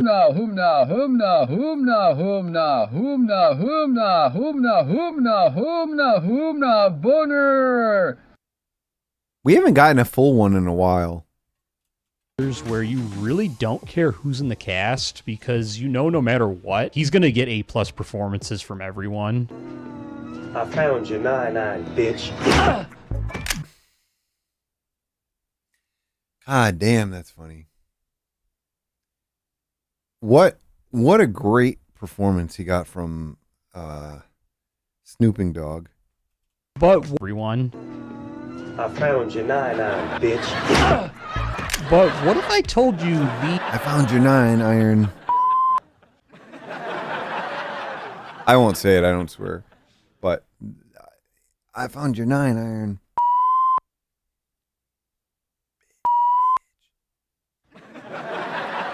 The most prominent comedy movie. Imagine if Snoop Dogg was in a movie and he had a golf club and a guy was looking for it and Snoop Dogg was like, I found your 9-iron. And then he hit him with the golf club. That's actually just like an idea that I came up with for a scene. I actually came up with an idea for a scene like that. Just like right now. I just think about how funny that would be. Like I can't really visualize it, but I think it would be funny. I think I do trust my instincts on this. The 21st Century was shot in roughly 1/5 the time of the average Hollywood hit. Yes, The Hangover was shot in roughly the same amount of time as both of my micro-budget indie features. But you'd never know it because the... But you never know it! But you never know it! ...time as both of my micro-budget indie features. But you'd never know it because The Hangover... But you never know it! ...as both of my micro-budget indie features. But you never know it because The Hangover is literally one of the greatest comedy movies of all time. You'd never know it. Okay, if it wasn't good, then you would know it. Great. Okay, you did something fast and it turned out good. No one will know it was done fast. You do something fast and it wasn't good. People will know it wasn't done. People will know it was done fast. Is that, do we have to say that even? Like if I write a song about Poon or whatever, Poonani or whatever they're calling it, Gen Z. Damn. If I do that and it takes me fucking 5 minutes, but it sounds awesome as hell, people are going to be like, he spent months on that, you know, but if it's not good, they're going to say he did that in 5 minutes. Everyone will know. But it's not just the quick shoot time. Jeff, his all-time favorite movie is Wedding Crashers. It's not in comedy. It's the general all-time best film is Wedding Crashers. I mean, he's well equipped to work within any budget. He watched all the movies from 1994 and on, Tyler. That's what he did. All around best film, yeah. Comedies, he's worked with as low as $16 million with Road Trip and as much as $103 million with The Hangover Part 3. And you just don't notice these differences in budget of $3 million. It made fucking $362 million, The Hangover 3. With The Hangover Part 3. And you just don't notice these differences in budget at all. I mean, You don't notice these differences in budget at all? They all generally have the same sort of production quality. On average, I tend to prefer his lower budgeted... Did you not just fucking talk about an opening scene in a fucking prison with like 1,000 extras fighting in it? What the fuck are you doing, man? Subconsciously, I thought, oh, something is off here or whatever. Every time he pulls a clip, it's like, you know how I know your mom sucks your dick? Because you're gay. Oh, does that go up your ass? Or does that go up your mom's ass?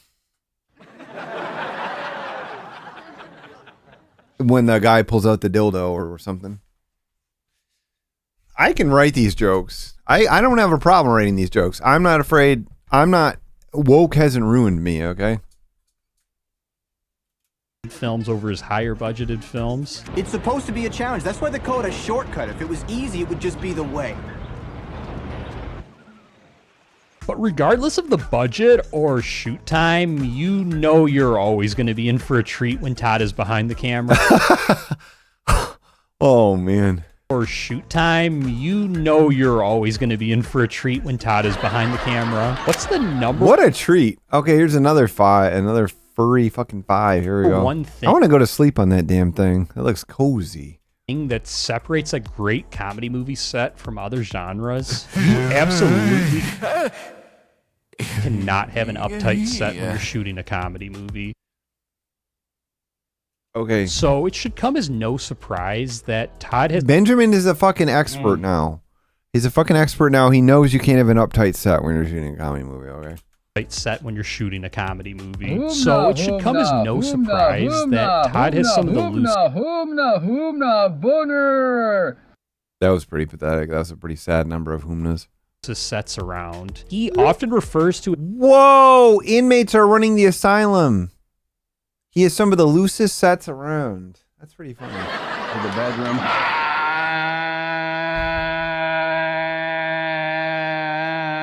They're probably like all the guys that are like slapping each other's asses and going, "Get over here, you homo. Get over here, you homo. Get over here, you homo." Over and over and over again. They're all slapping each other's asses, and Todd is just like crying. He's like crying with laughter.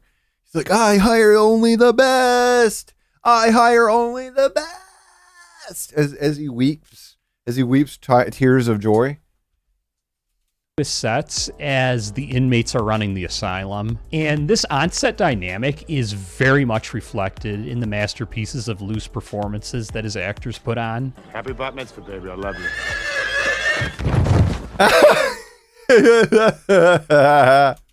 And did you? That was it? You just showed up. The horse wasn't uptight. It wasn't like an uptight horse. Happy bat mitzvah, And did you know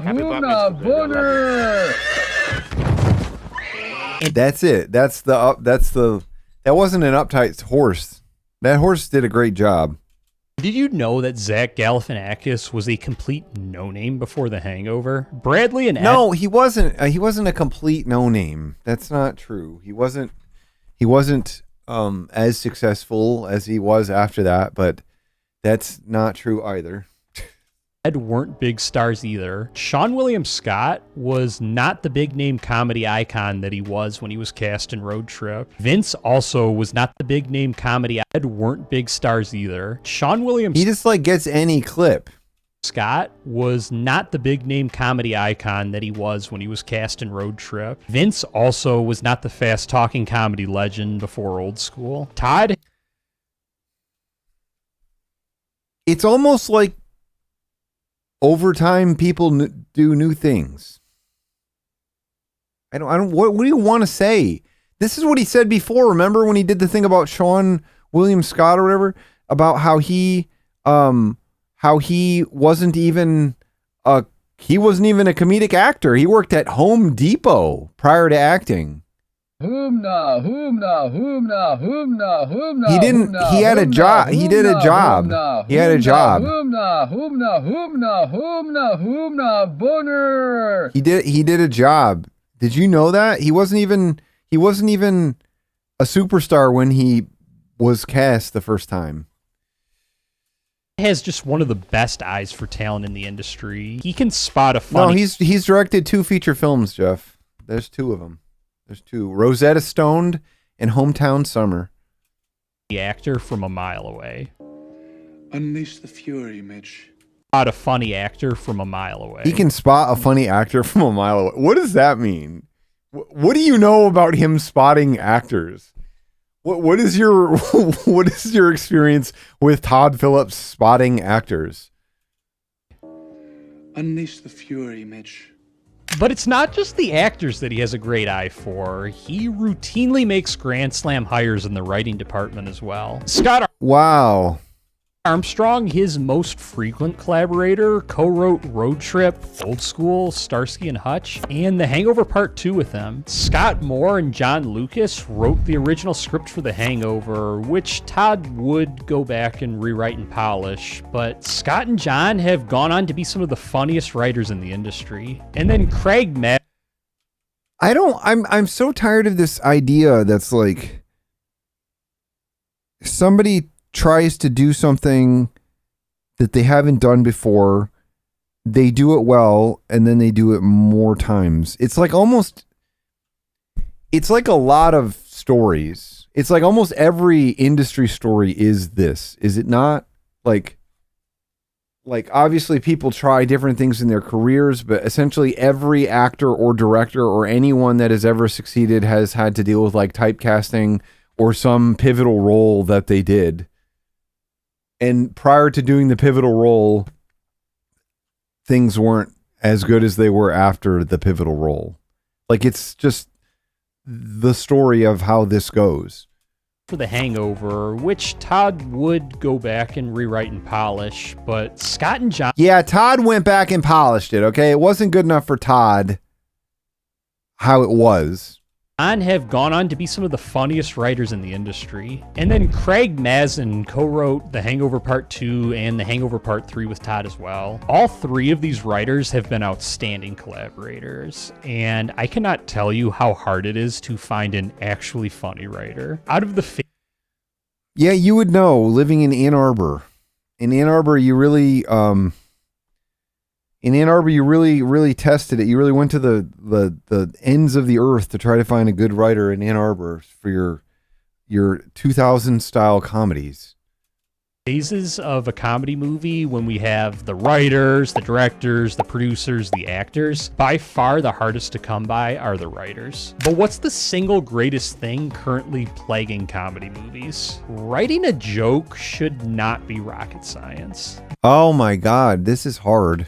In comedy movies, writing a joke should not be rocket science. But it seems like nowadays, virtually everyone from the writers on up to the executives are trying to galaxy brain the shit out of comedy, and it just ends up being a mess and not working. Instead of trying to reinvent the wheel, Todd plays off of people and situations that we all know and can universally relate to in order to drive the humor, and it works unlike any other writer-director. Whether it's going on an adventure with your best friends, getting stuck teamed up with that unbearable coworker, or accidentally giving that gift you rewrapped to the person who initially gave it to you, Todd takes us to familiar places and wins as a result. How many of you have done that? How many of you have done that? You gave a gift back to somebody that they gave to you prior without realizing it? That's familiar. To you, Todd takes us to familiar places and wins as a result. Takes us to familiar places and wins. This is what Scottman is doing. This is why Scottman goes to the same restaurants over and over and over again. He wins as a result. To you, Todd takes us to familiar places and wins as a result. What do the greatest comedic minds across all mediums have in common? Whether it's the greatest comedic television writer of all time in Seth MacFarlane, or the greatest stand-up comedians in Dave Chappelle and George Carlin, the greatest comedic mind, the classics, the two classic guys, George Carlin and Dave Chappelle, do not tell you what you can and can't joke about, and are unafraid to push any boundaries they see fit. You what Dave Chappelle and George Carlin, the greatest comedic minds, do not tell you what you can and can't joke about, and are unafraid to push any boundaries they see fit. And the same is true for Todd. Think of literally any boundary that Hollywood will tell you that you cannot cross, and I guarantee he's crossed it. And that's beautiful because it's honest. He practically bankrupt a casino, and he was a retard. What? He was a retard. Instead of pretending that unpleasant people don't exist and turning his movies into Marvel movies, he taps into humanity and he makes light. And turning his movies into Marvel movies. Is that what? Aren't there like villains in Marvel movies? Aren't there like villains in those? Or are they not? They're all just like likable people? Is that what it is? Pretending that unpleasant people don't exist and turning his movies into Marvel movies, he taps into humanity and he makes light of it. And really, the honesty, authenticity, and overall fuck you to political. I like this. I like the honesty of the kid. The cool kid being approached by the autistic kid who wants to smoke weed, and the autistic kid wanting to be his friend. I like the honesty of that, and that he bit off more than he could chew when the autistic kid makes advances that friendship. I like the honesty of that. You know what I mean? There's just like it's like a cool honesty. Correctness has really cemented Todd's legacy. And how does Todd Phillips transcend genre? Oh, there's a 10th thing now. Correctness has real authenticity, and overall fuck you to political correctness has really cemented Todd's legacy. And how does Todd Phillips transcend genre? The guy just loves movies and the film. He just loves movies. making process as a whole. In order to make sure that his first documentary titled Hated could get made, he took it upon himself to self-finance it by maxing out a credit card. Then 16 years later, he took an insane pay cut just to make sure that The Hangover could get made. It's always been about making just the overall best movie he can make and just an overall love for film. About making. Did it say, the sequels? The Hangover made $500 million. $500 million were made from The Hangover. Cut just to make sure that The Hangover could get made. I didn't even see it. I didn't even see it. I didn't even want to see it. It's always been about making just the overall best movie he can make and just an overall love for film. And he's the only one who does this. Todd Phillips is the only one who tries to make the best movie he can make. This is sort of my approach to comedy music. This is what it is. This is what it is. It's the same thing as me. I'm just like Todd Phillips. I'm making the best songs I can for my overall love of music. I'm just like Todd Phillips. Joker 2 probably made over $1,000 per day. Even preached for weeks about it in interviews he's done. I mean, he's frequently brought up the fact that he loves working with Warner Brothers because they are so friendly to filmmakers and that they will give them the resources and freedom to make sure that they make the movie that is the vision that they had. He's even self-critical and... What? He's even self-critical?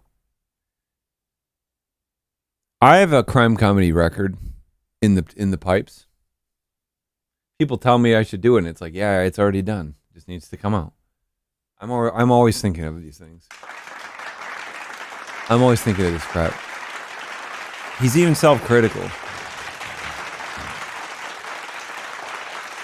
This guy, I hope he's got a wife, I'll tell you what. I hope this guy's got a wife, right?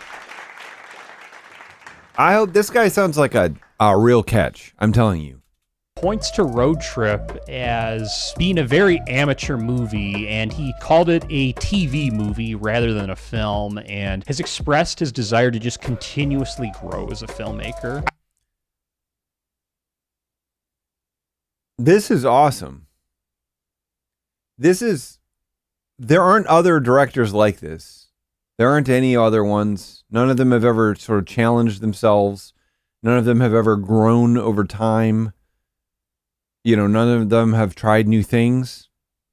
I don't care what genre you're in. If you're prioritizing making the best movie possible over money, genuinely love the art, and don't just view it as a paycheck, you are a very special director and hard to come by. Just like you, Benjamin, you're the same thing. As a paycheck, movie possible over money, what yes. genre you're in. If you're prioritizing making the best movie possible over money, genuinely love the art, and don't just view it as a paycheck, you are a very special director and hard to come by. As you can see, you are a very special director and hard to come by. You are a very special director and very hard to come by. He sits there in the movie in the mirror. You are a very special director and hard to come by. You are a very special director. Todd Phillips is truly one of a kind. But what happens when you stack him up against... Does Judd Apatow, is he self-critical? Can he combine genres? Can he do crime comedy? Can he do mystery comedy? What can he do? It's Judd Apatow, the director of The 40-Year-Old Virgin, Knocked Up, and This Is 40. Yeah, we know what he directed. We know because he's one of the three guys you talk about. Take a deep dive into which director deserves to be crowned the king of comedy movies here. Okay, that's fine. Whatever. Whatever the fuck you want to tell me, man. Whatever the fuck you want to tell me about this. Whatever. It's fucking fine, okay? I want to continue this seafood tour. Metro Detroit seafood tour. Or unless Fine Dining has something, which is bad news for everyone, but it's... I feel like maybe they took off Labor Day. No Fine Dining. Thank God. Thank God we're protected. Okay, we got 470 views though. Let's just do this check. 470 views. 10 days ago, 470 views. What do you think for number of comments? 700? I don't know where they're at lately. They got a little lazy lately. So you're guessing 700? 470 views. I'll get the 238 likes. 470 views. I'm going to guess 600. 652. Such a beautiful video. Enjoy watching it. Thanks for sharing. Like, what a miracle that is, right? To making your videos and you get comments like that. The following video will contain a lot of delicious food, so you may not want to watch an empty stomach. Oh man, fuck. There's even like a creaking noise. You hear a little bit of like a creak when his smile was like. The following video will contain a lot of delicious foods, so you may not want to watch an empty stomach. Oh man, there's like a creaking noise. There is just outside. Oh. Why? How did he say that? He can't just say it's an accident. It's just his accent. So you may not want to watch an empty stomach. He's literally saying watch an empty stomach. He's not like slurring two words together. He's literally saying you may not want to watch an empty stomach. May not want to watch an empty stomach.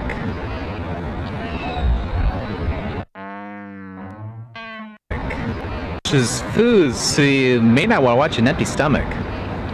Oh man. It's not. No, he's not drunk. He doesn't he has to have froyo if he has a beer, okay? He feels weird if he has a beer and he has to go get a froyo, okay? And he can't drive the entire day. That's right. That's right.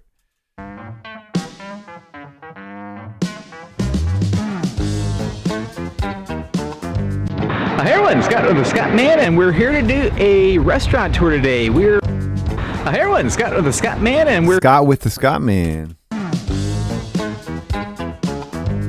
Hey everyone, Scott with the Scott Man, and we're here to do a restaurant tour. We're here to do today. Hey everyone, Scott with the Scott Man, and we're here to do a Fuck.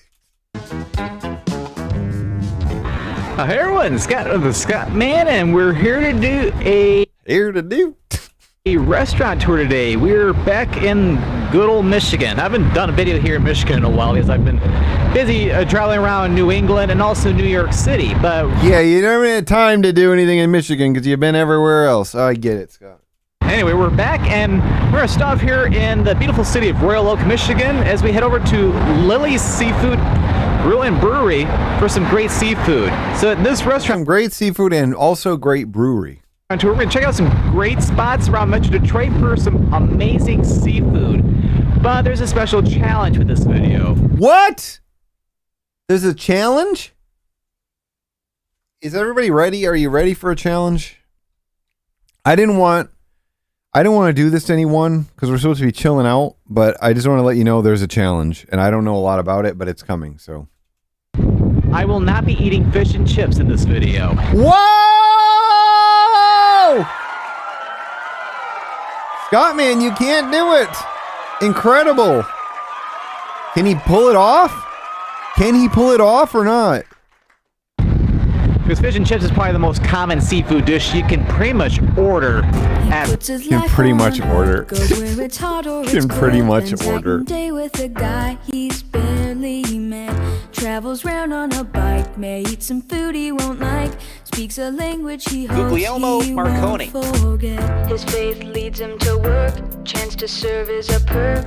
Eyes are open for those who are Fish or the fish and his chips man? passion's preaching the word. His focus rarely gets blurred. Hopes for harvest, but He keeps swatting away the fish and chips. we'll plant a seed. He's on a mission. He's a man on a mission. We're gonna miss him. He's a man on a mission. Yes, he's on a mission. He's a man on a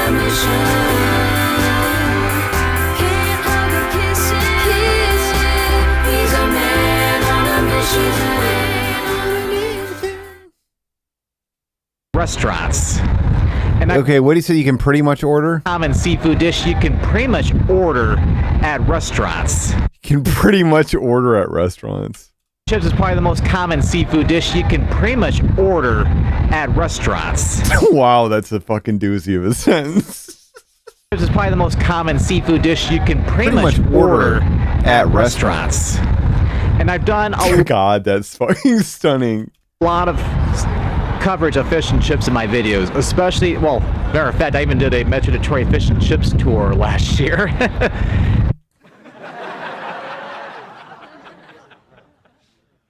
So yeah, feel free to check that out if you want to catch some great fish and chip spots. But we're gonna head across the street to Lily's and get some delicious seafood. Hopefully there's some What do they have in there? Do they have good seafood in there? seat outside where I can eat right along here on Washington Avenue.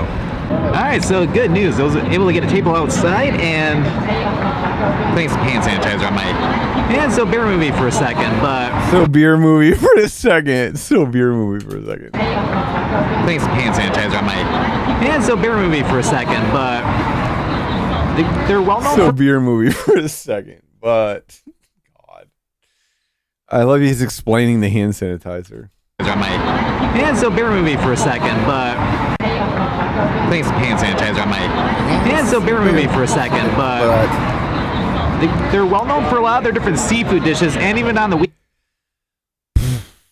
Okay, the seafood restaurant is well known for some of their different seafood dishes.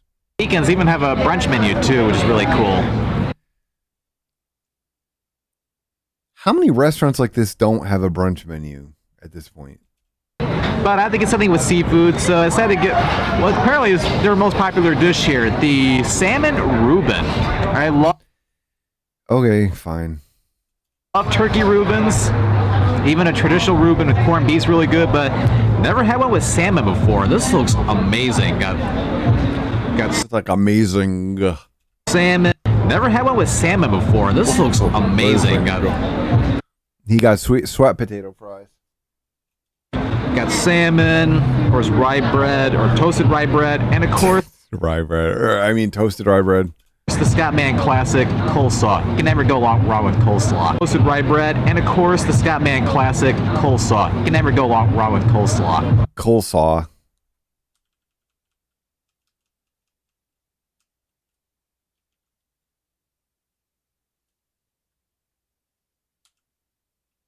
Wrong buttons. Back it up. Rye bread, and of course, the Scottman classic coleslaw. You can never. Coleslaw. Of course, the Scottman classic coleslaw. You can never go wrong with coleslaw. Never go wrong with coleslaw. Look at how he discards the smile toward the sandwich. It's like he throws it into the sandwich. You can never go wrong with coleslaw.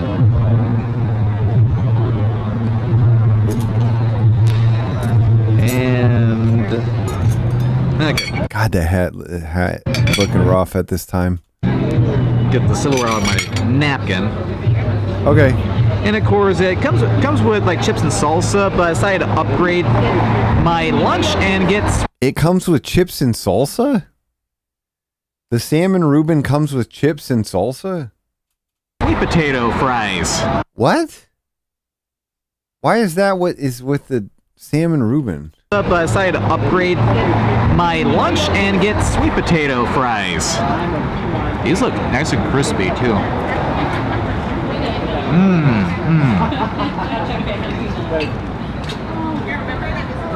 These are amazing.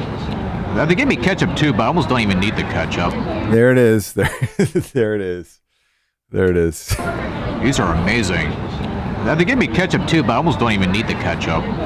Almost don't even need it. Do you though? Yes or no, Scott, man? Just the right amount of salt is absolutely perfect. Hey, he described the seasoning. Alright, now I'm going to dig into this tasty salmon Reuben. Oh yeah, it has some Russian dressing on it as well. You haven't tried it yet. Alright. Okay, I'm going to look this place up. Hold on.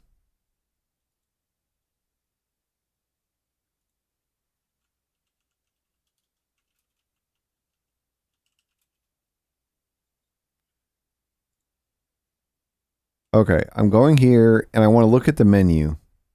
I want to look at the menu, and I want to see if it actually comes with chips and salsa. The Reuben. No, I just want to see the menu. Here, sandwiches. Okay, and it says, is it still on here? Smoked salmon Reuben. It does. It literally comes with chips and salsa. Look at there's chips and salsa on the platter. Why is this the side dish? I'm very confused. All these other sandwiches. What? The triple grilled cheese comes with chips and salsa also? What? What is why is this the side dish? I'm so fucking confused.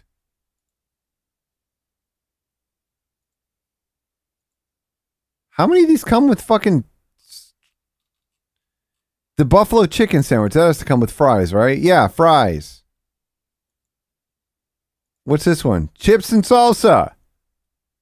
Merchant Man's fish sandwich? I'm guessing they just like decided to do this randomly, right? It doesn't like make any like culinary sense, but they're like every place does fries or chips with their sandwich. Like potato chips. So let's do chips and salsa with ours. I mean, look at this. It's so bizarre. The Brewhouse burger that comes with the chips and salsa here. I'm just so confused about this. What do they have for sides? I mean, they have all the sides. Can you order a side of chips and salsa? I don't even see the sides. Entrees. Appetizers. Okay, moving on. That was interesting. That was crazy. He didn't lie to us. This looks good. The salmon looks really good too. This looks good. The salmon looks really good too. This is like the, wow, you look hot, and Eric doesn't look bad either. This looks Russian dressing on it as well. Tasty. He said it looks tasty. He called it tasty right here. See? Salmon Reuben. He called it the tasty salmon Reuben. All right, now I'm gonna dig into this tasty salmon Reuben. Salmon Reuben. Oh yeah, it has some Russian dressing on it as well. All right, this looks good. The salmon. This looks good. He hasn't even bitten it yet. Looks really good too. All right. This looks good. The salmon looks really good too. This looks good. The salmon looks really good too. Why does it need the Russian dressing? Does it even need the Russian dressing? Wow. Wow. This is delicious. This is delicious. Look at that purse. Look at that purse. Look at that purse. That's like a Gucci bag or something.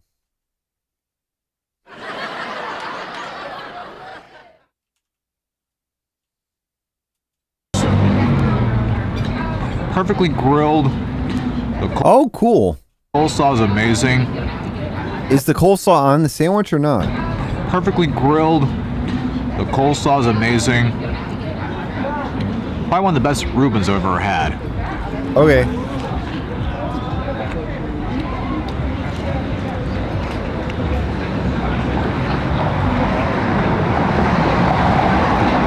That is a delicious Reuben, my friends. Absolutely delicious. Amazing. Oh, fuck, man. If he had fucking missed, if he hadn't, he could have easily knocked his fucking sandwich right off the table or stabbed himself in the eye. Did you see how fast his hand went? Absolutely delicious. Amazing. Look at that. He could have knocked his glasses off or knocked his hat off. Absolutely delicious. Amazing. Absolutely delicious. Whoa, and then the next shot is immediately the same thing again.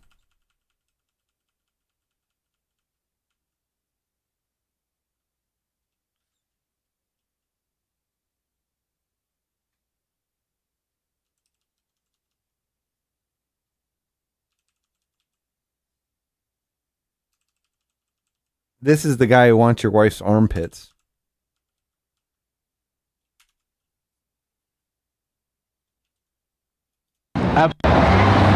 Absolutely delicious. Amazing. Absolutely delicious. Cooked Absolutely delicious. Amazing. Absolutely delicious. Cooked perfectly. He's nailing them all in this one. Absolutely delicious. Amazing.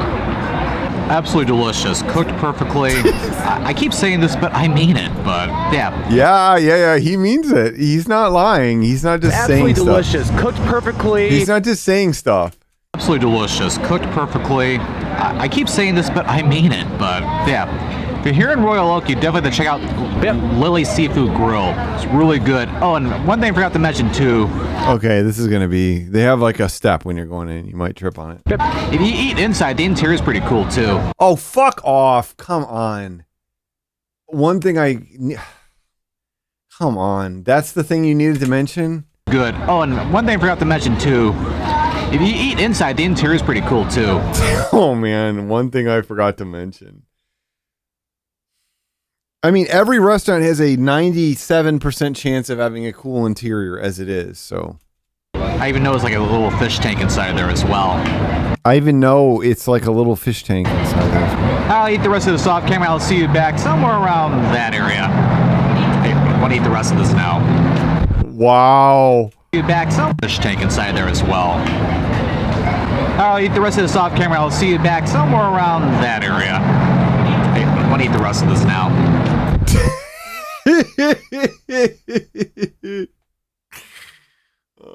I'm gonna eat the rest of this off camera. I think I'll meet you over there. I'm gonna eat the rest of this now. Yeah, that was absolutely delicious. Yeah. Hey, I want to eat the rest of this now. Yeah, that was absolutely delicious. Pardon the wind. It is really windy today, so hopefully even with this microphone with windsock can filter out the wind a little bit, but anyway, yeah, absolutely delicious. Oh, he said that again, huh? Out the wind a little bit, but anyway, yeah, absolutely delicious. Royal Oak is home to many great restaurants, and Lily's Seafood is definitely one of them. Okay, it's one of them. Yeah, I decided to come over here just because you might hear a little echo, but a lot less breezy. But yeah, highly recommend check out Lily's Seafood, amazing restaurant. But that's not the only place we're going to be going in this video, because we're going to go to a couple other great spots for some great seafood. So they won't be in Royal Oak, but yeah, don't go anywhere because they're not in Royal Oak. A lot of more exciting food to check out. Anywhere because it got a lot of more exciting food to check out. I can't get enough of this fucking forced ass smile. I am the happiest guy who has ever done this restaurant tour.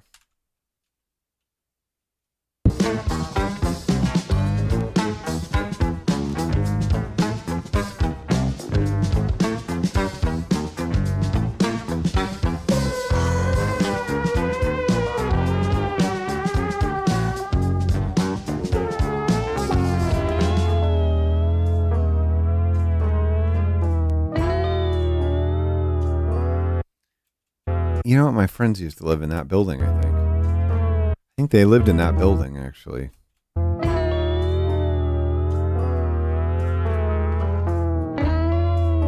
Alright, we made it to our second location here in our seafood tour of Metro Detroit. We're here at Fishbones. It is one of 3 locations here in the Metro Detroit area. We're here at the St. Clair Shores location, and there's 2 other locations, one in Detroit and also another one in Southfield. But we're over near the corner. What are those things, Scott, man? What are those things called? What are those things called? Thank you. Thank you so much.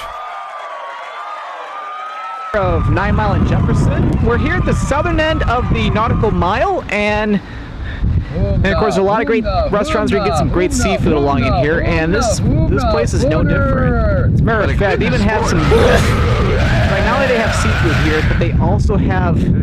My nose cummed off. My nose cummed off. My nose cummed off.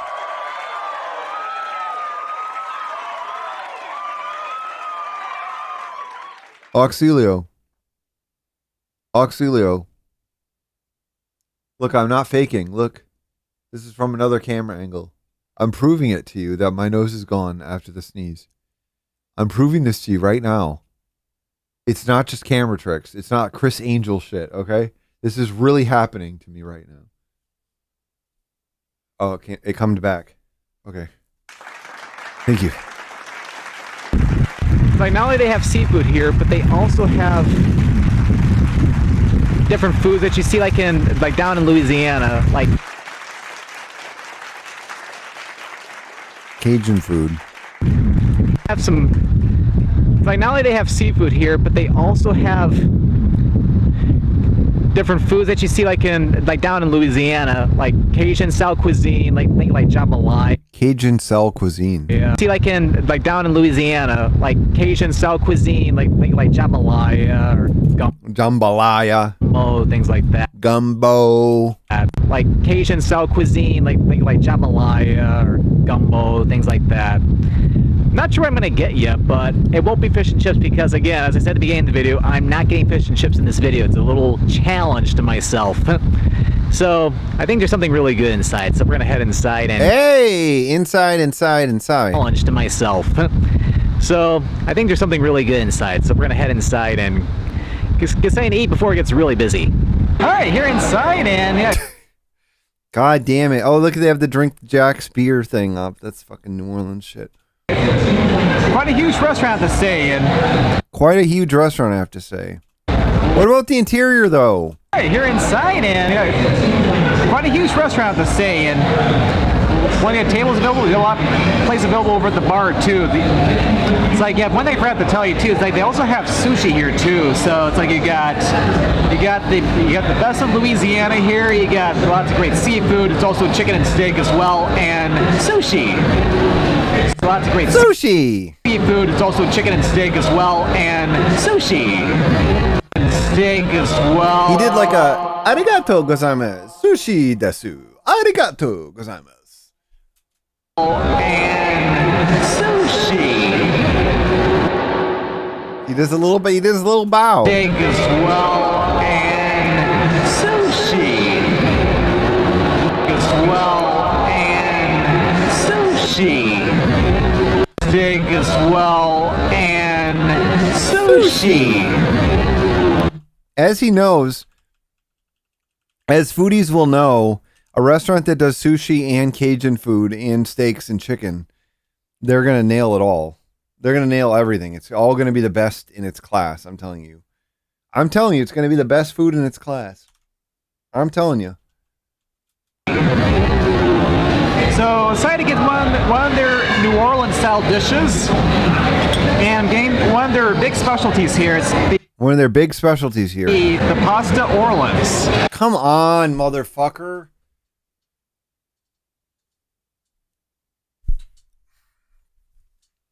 Oh my god. Everything he does is so fucking annoying to me. Like, why don't you just get jambalaya or something? I don't know. And one of their big specialties here is the pasta Orleans. And this looks absolutely delicious. We've got fettuccine with Asiago cheese and, of course, tomatoes, mushrooms. Of course, tomatoes, mushrooms. Asiago cheese and, of course, tomatoes, mushrooms, crab meat, shrimp, scallions. Oh, this looks name it. Delicious. And also the scallions. Oh, this looks delicious.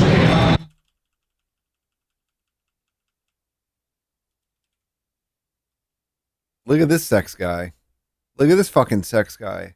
He is looking for Mrs. Right. She needs to travel as much as he wants to. That's how they'll love make. And also they also give you some bread too, which was absolutely delicious as well. Delicious. And also they also give you some bread too, which is absolutely delicious as well. Okay. All right, so I'm gonna dig in. Enjoy this great taste of Louisiana here. Great taste. Great taste. Great taste of Louisiana. I'm trying to get some noodles here, and then Really? Is that a true story, Biff? Oh, shrimp and a little bit of crab meat as well. Well.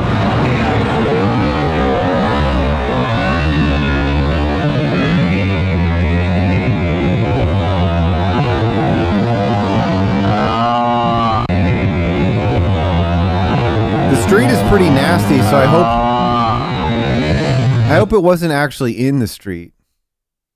I hope it wasn't actually in the street, because the street, you probably did, like, you got a lot of pee-pee and different stuff. Oh, you fucked the drain? That's pretty hot, actually. Okay, well, in that case, I support that.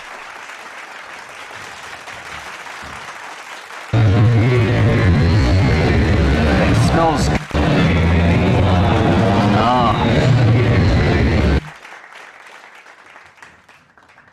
This is a good Scott, man. This is a great Scott, man. Right? Look at that guy. You wish that this fork full of pasta was your fucking clit. I'm telling you. Don't laugh about it. It is. I'm serious. You want him to look at your clit. You want him to look at your nips like he looks at that pastas. It smells good too. Smells good too. It smells good too.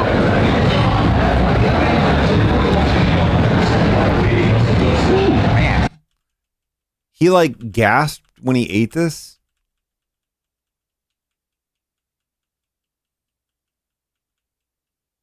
Whoa.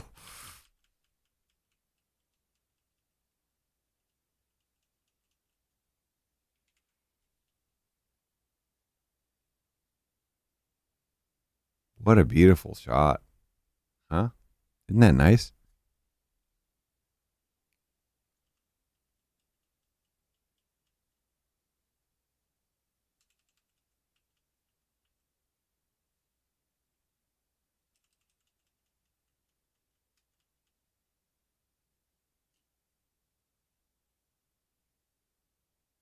He just found out his whole family died again. Oh, no, they're alive, actually. Okay.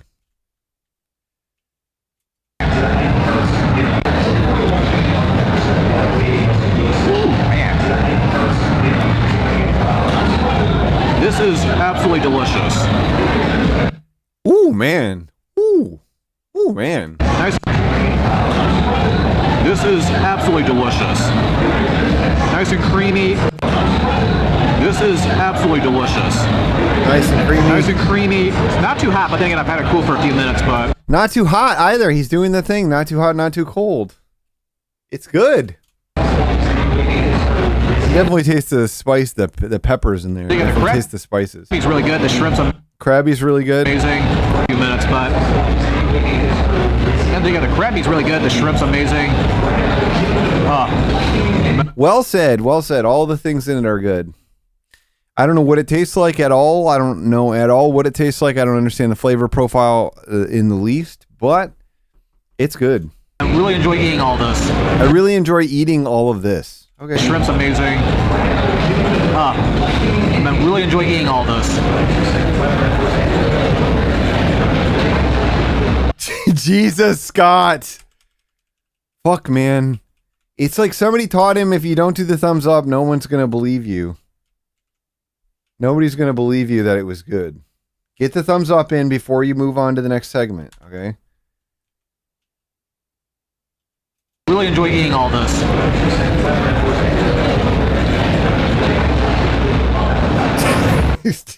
God damn it, Scott.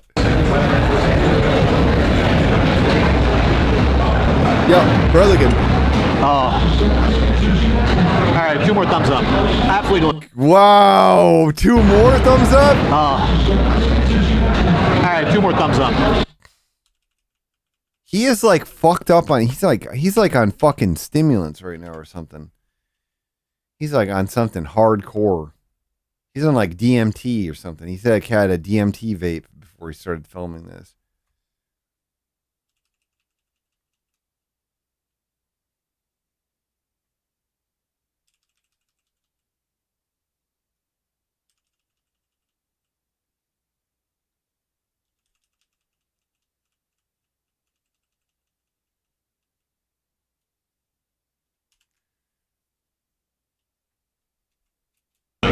How are you doing? This is off camera. I'll see you back outside.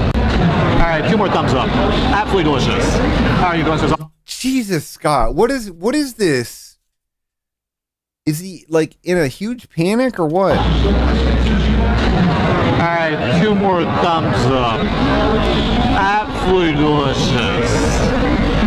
How are you doing? This is off camera. I'll see you. All right, 2 more thumbs up. Absolutely delicious. How are you doing? This is off camera. I'll see you back outside. 2 more thumbs up. Absolutely delicious. How are you doing? This is off camera. I'll see you back outside. That was see you back outside. Absolutely delicious. Jesus Christ, Scott, man. How are you doing? This is off camera. I'll see you. All right, 2 more thumbs up. Absolutely delicious.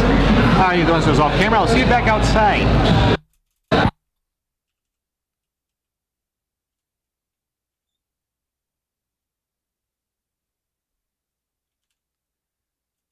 That was absolutely delicious.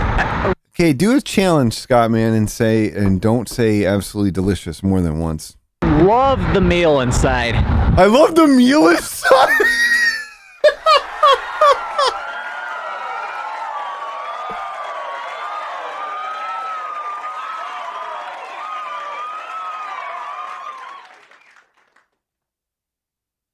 How does he get me? How does he get me so many times?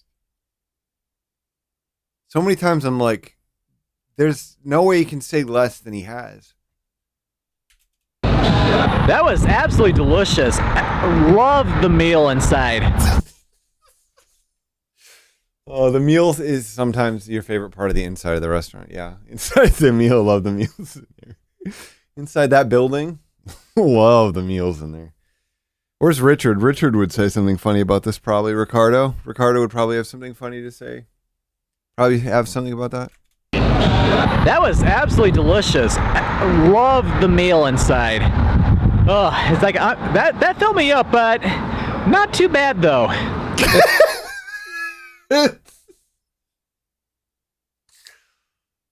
Now getting filled up is bad. It's like you don't want to eat too much food. Okay. Okay, you just got me. But not too bad though. Oh, it's like that filled me up, but not too bad though. It's like you don't want to eat too much food. But yeah, great food. I will warn you though, it is on the pricey side, so you will be spending a little bit of money here. Interesting. Yeah. And another thing I will warn you too. You heard about the meal inside, Richard? The meal inside? Listen, Richard. How are you doing? This is off camera. I'll see you back outside.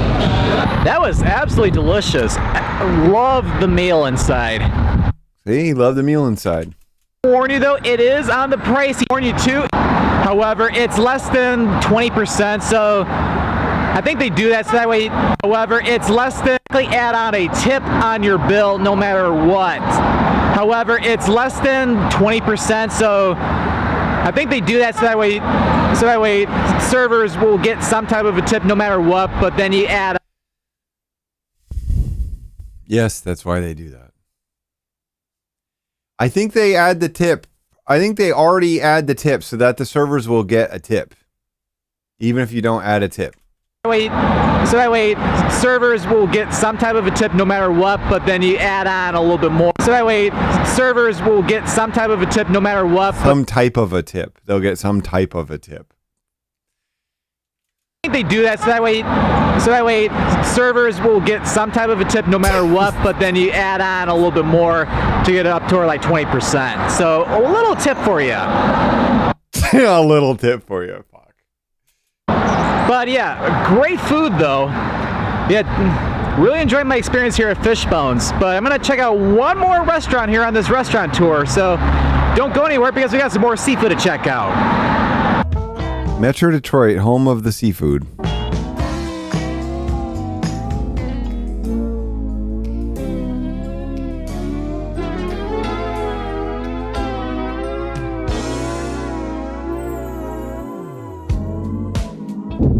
we're here at our third and final restaurant here in our seafood restaurant tour. I apologize for the breeze, by the way, but I can't control the weather. But I apologize for the breeze.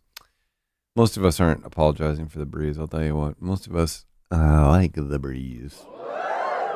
We're in front of JP's Waterfront. It's a great restaurant located here in Gibraltar. Oh, fucking Gibraltar. Michigan, right on the Detroit River. And they're known for some really, really good seafood, but they don't just have seafood here too. They got a lot of other great dishes too, like burgers, steaks. They have a lot of other great dishes like burgers. Sorry for the beautifuls.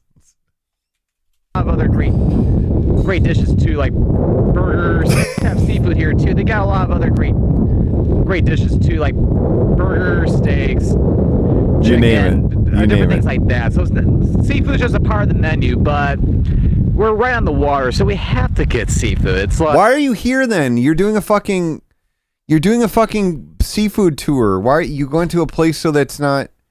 It sounds like he just said seafood is just a part of it's just a part of the menu. But we're right on the water, so we have to get seafood. It's a no-brainer.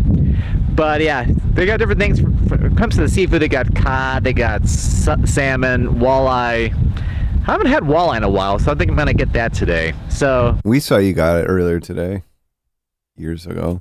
I'm gonna head inside. I think there's some tables available outside, so I think we'll try to get an outdoor. Head inside. There's tables outside. You're throwing me off here, Scott, man. I'm starting to be confused about what is about to happen. What do you want to happen? Inside, I think there's some tables available outside, so I think we'll try to get an outdoor table if all possible. But we go inside to get the outside table. We can't go straight to the outside table. We do have to go inside. All right, so I was able to get a table not only outside, but right on the water, too. Wow. Looks absolutely beautiful today. Right here on the Detroit River. So as I was saying earlier, had to get some seafood to stay true to this video. But yeah, it sounds like you just picked a random fucking restaurant. Got their pan-seared walleye. And of course, a side of French fries, and also the Scott Man Classic, the coleslaw. The coleslaw. Of course, a side of French fries, and also the Scott Man Classic, the coleslaw. The coleslaw. That looks way too wet also for him. I'm going to go ahead and dip into the coleslaw a little bit. Looks like they put a lot of dressing on this one. I'm going to go ahead and dip that's a negative. The coleslaw a little bit. It looks terrible. It is like literally soup.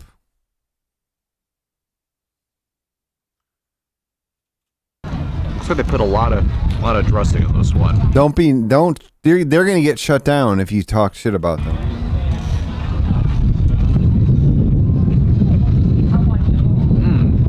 Very sweet. I think they put a little too much of the dressing in it. Stop doing this, you fuck! Holy shit! You take a bite of it. You take a bite. You take a bite, and you're like, it's too sweet. I don't really like it. It's not great. Way too good. Way too bad. Very sweet. I think they put a little too much of the dressing in it, but. Very sweet. I think they.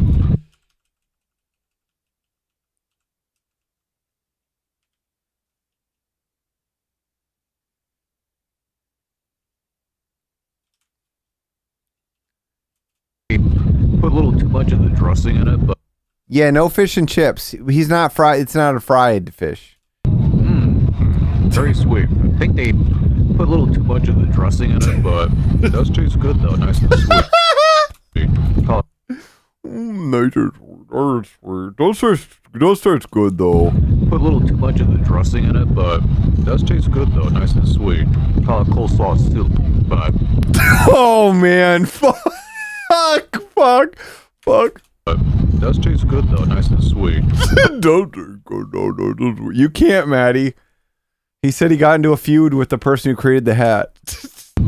Put a little too much of the dressing in it, but it does taste good though. Nice and sweet. Oh man. insane. A little too much of the dressing in it, but it does taste good though, nice and sweet. Call it coleslaw soup, but I like it though. He gets a straw and starts slurping it. He's like, "Oh, it's good if you put the coleslaw in your mouth and then slurp some of the dressing through the straw." Quite good. It's try a couple bites. Sweet. Couple bites here. It's actually quite sweet. They put too much of the dressing. It's actually 10 out of 10. It's pretty much perfect. It's not great, but it's still pretty much perfect. Have one of the fries. God, he's doing the fucking weird thing where he starts to eat. He like brings the fry close to his mouth, and then it just like gets sucked in really quickly, and he can't pull it out. Try a couple bites. Couple bites here. Have one of the fries. Look at like a tractor beam. I'm gonna try a couple bites. Couple bites here. Have one of the fries.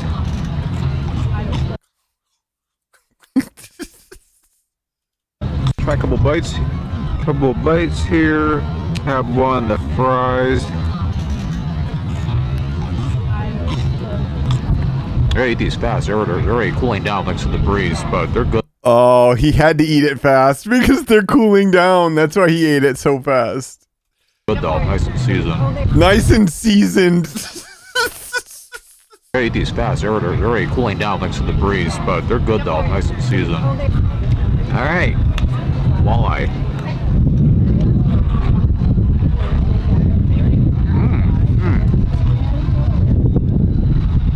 This is really good. You're really selling it, man. Not too chewy. It's just right. It doesn't even have a flavor. It doesn't. It's just not too chewy. It's just the right texture. There's no flavor to it.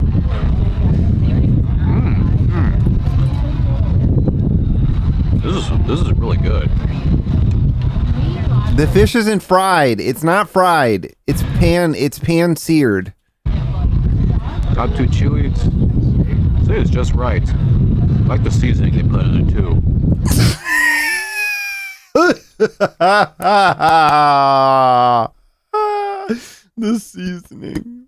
The seasoning they put into it too. It's just right. I like the seasoning they put in it too. Not too chewy. It's just right. I like the seasoning they put in it too.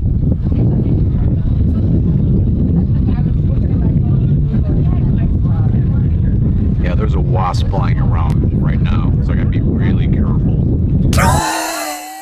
Oh. I gotta be really careful. Yeah, there's a wasp flying around right now, so I gotta be really careful. Yeah, there's a wasp flying around. Yeah, I could fucking die right now, so I gotta be really careful. Because my microphone can be a magnet for bugs, because I've seen mosquitoes around that many times, so.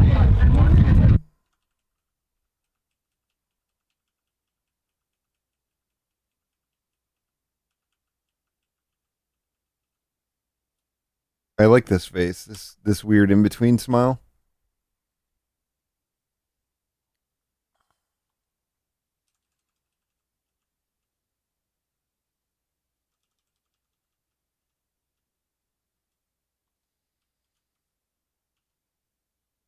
I'm getting a little nervous, but I think I'll be okay. Whoa. Scottman is nervous? No. This can't happen to our boy. Scottman can't get nervous while he was here. He can't get nervous while he's making a video for us. Many times, so. It's gonna ruin the video. I'm getting a little nervous, but I think I'll be okay. I pretty much won't die all that much. A lot. At all. I'm getting a little nervous, but I think I'll be okay. This was 3 years ago, it says? No, 2021. So he was like 33 or something. I may eat the rest of this off camera. It'll also give me some tartar sauce too. I might use some of that too. Nice catch. This almost fell off the table. Oh, God. Fuck. Use some of that too. Nice catch. This almost fell off the table. Off the table. Oh my God, Scott. Use some of that too. Oop. Nice catch. This almost fell off the table. Holy shit, Scott. Use some of that too. Oop. Nice catch. This almost fell off the table. Oh man. That too. Oop. Nice catch. This almost fell off the table. Alright, I'm gonna go ahead and eat the rest of this off camera. I'll see you back out front. Alright. You didn't do a thumbs up. What was wrong with this one? And eat the rest of this off camera. I'll see you back out front.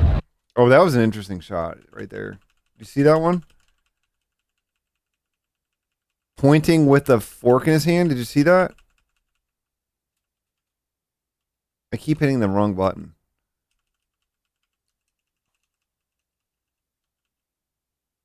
I like that. Look at that.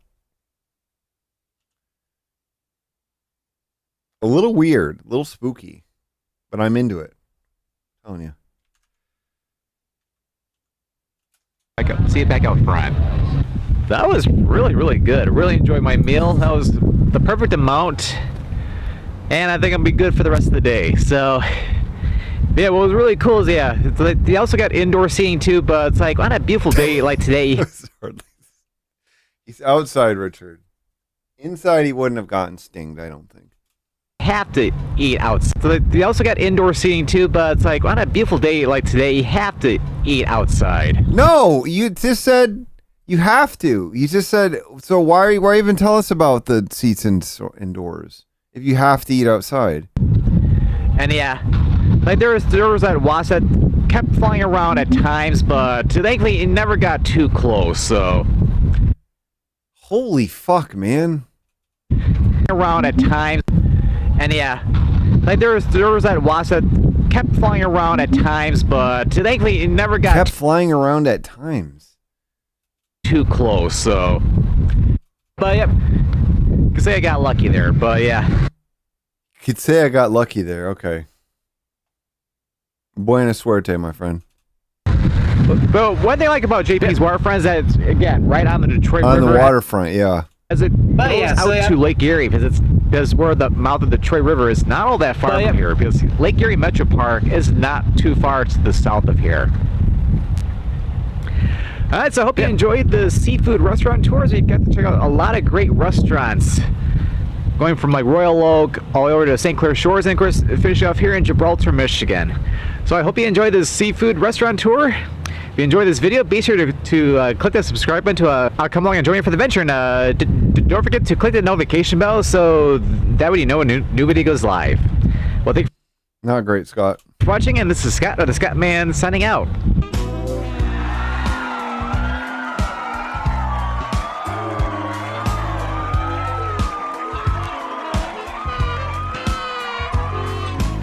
There's just no time. There's no time to rate the restaurants.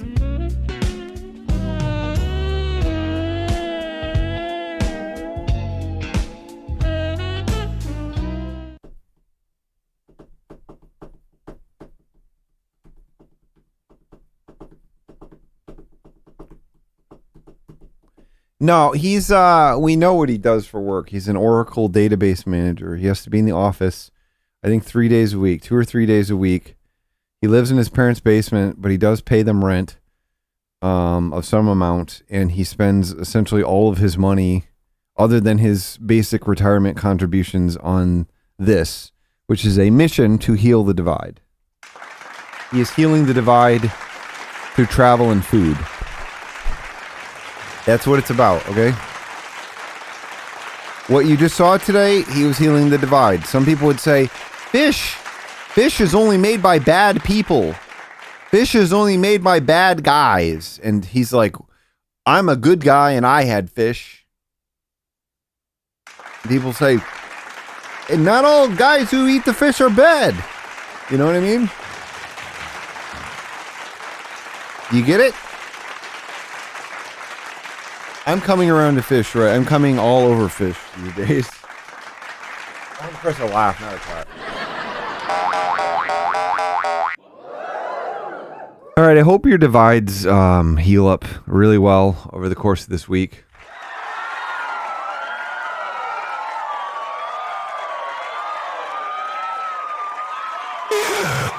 Hey.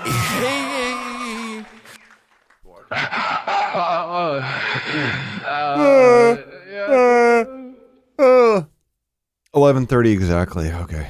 Well, listen. I appreciate y'all. See you on Thursday. My new video's coming out Thursday at 12:30 p.m.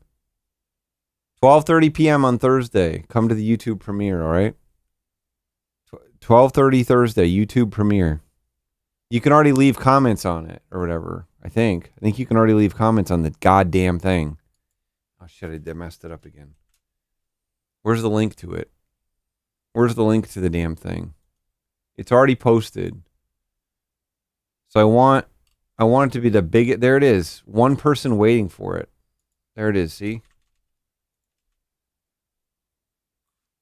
There it is. There's the video. There's the premiere. So I hope to see you there. I hope to see you there at the premiere. You can already leave comments on it. It's probably good for it or something. This is the best video. This is the best video that I've released in a long freaking time. Crump knocked it out of the fucking park. Brutal Moose helped on it. Ambo helped on it. Everybody helped on it, okay? Even Lily helped on it. Not Lily Seafood. Lily Moth Cub.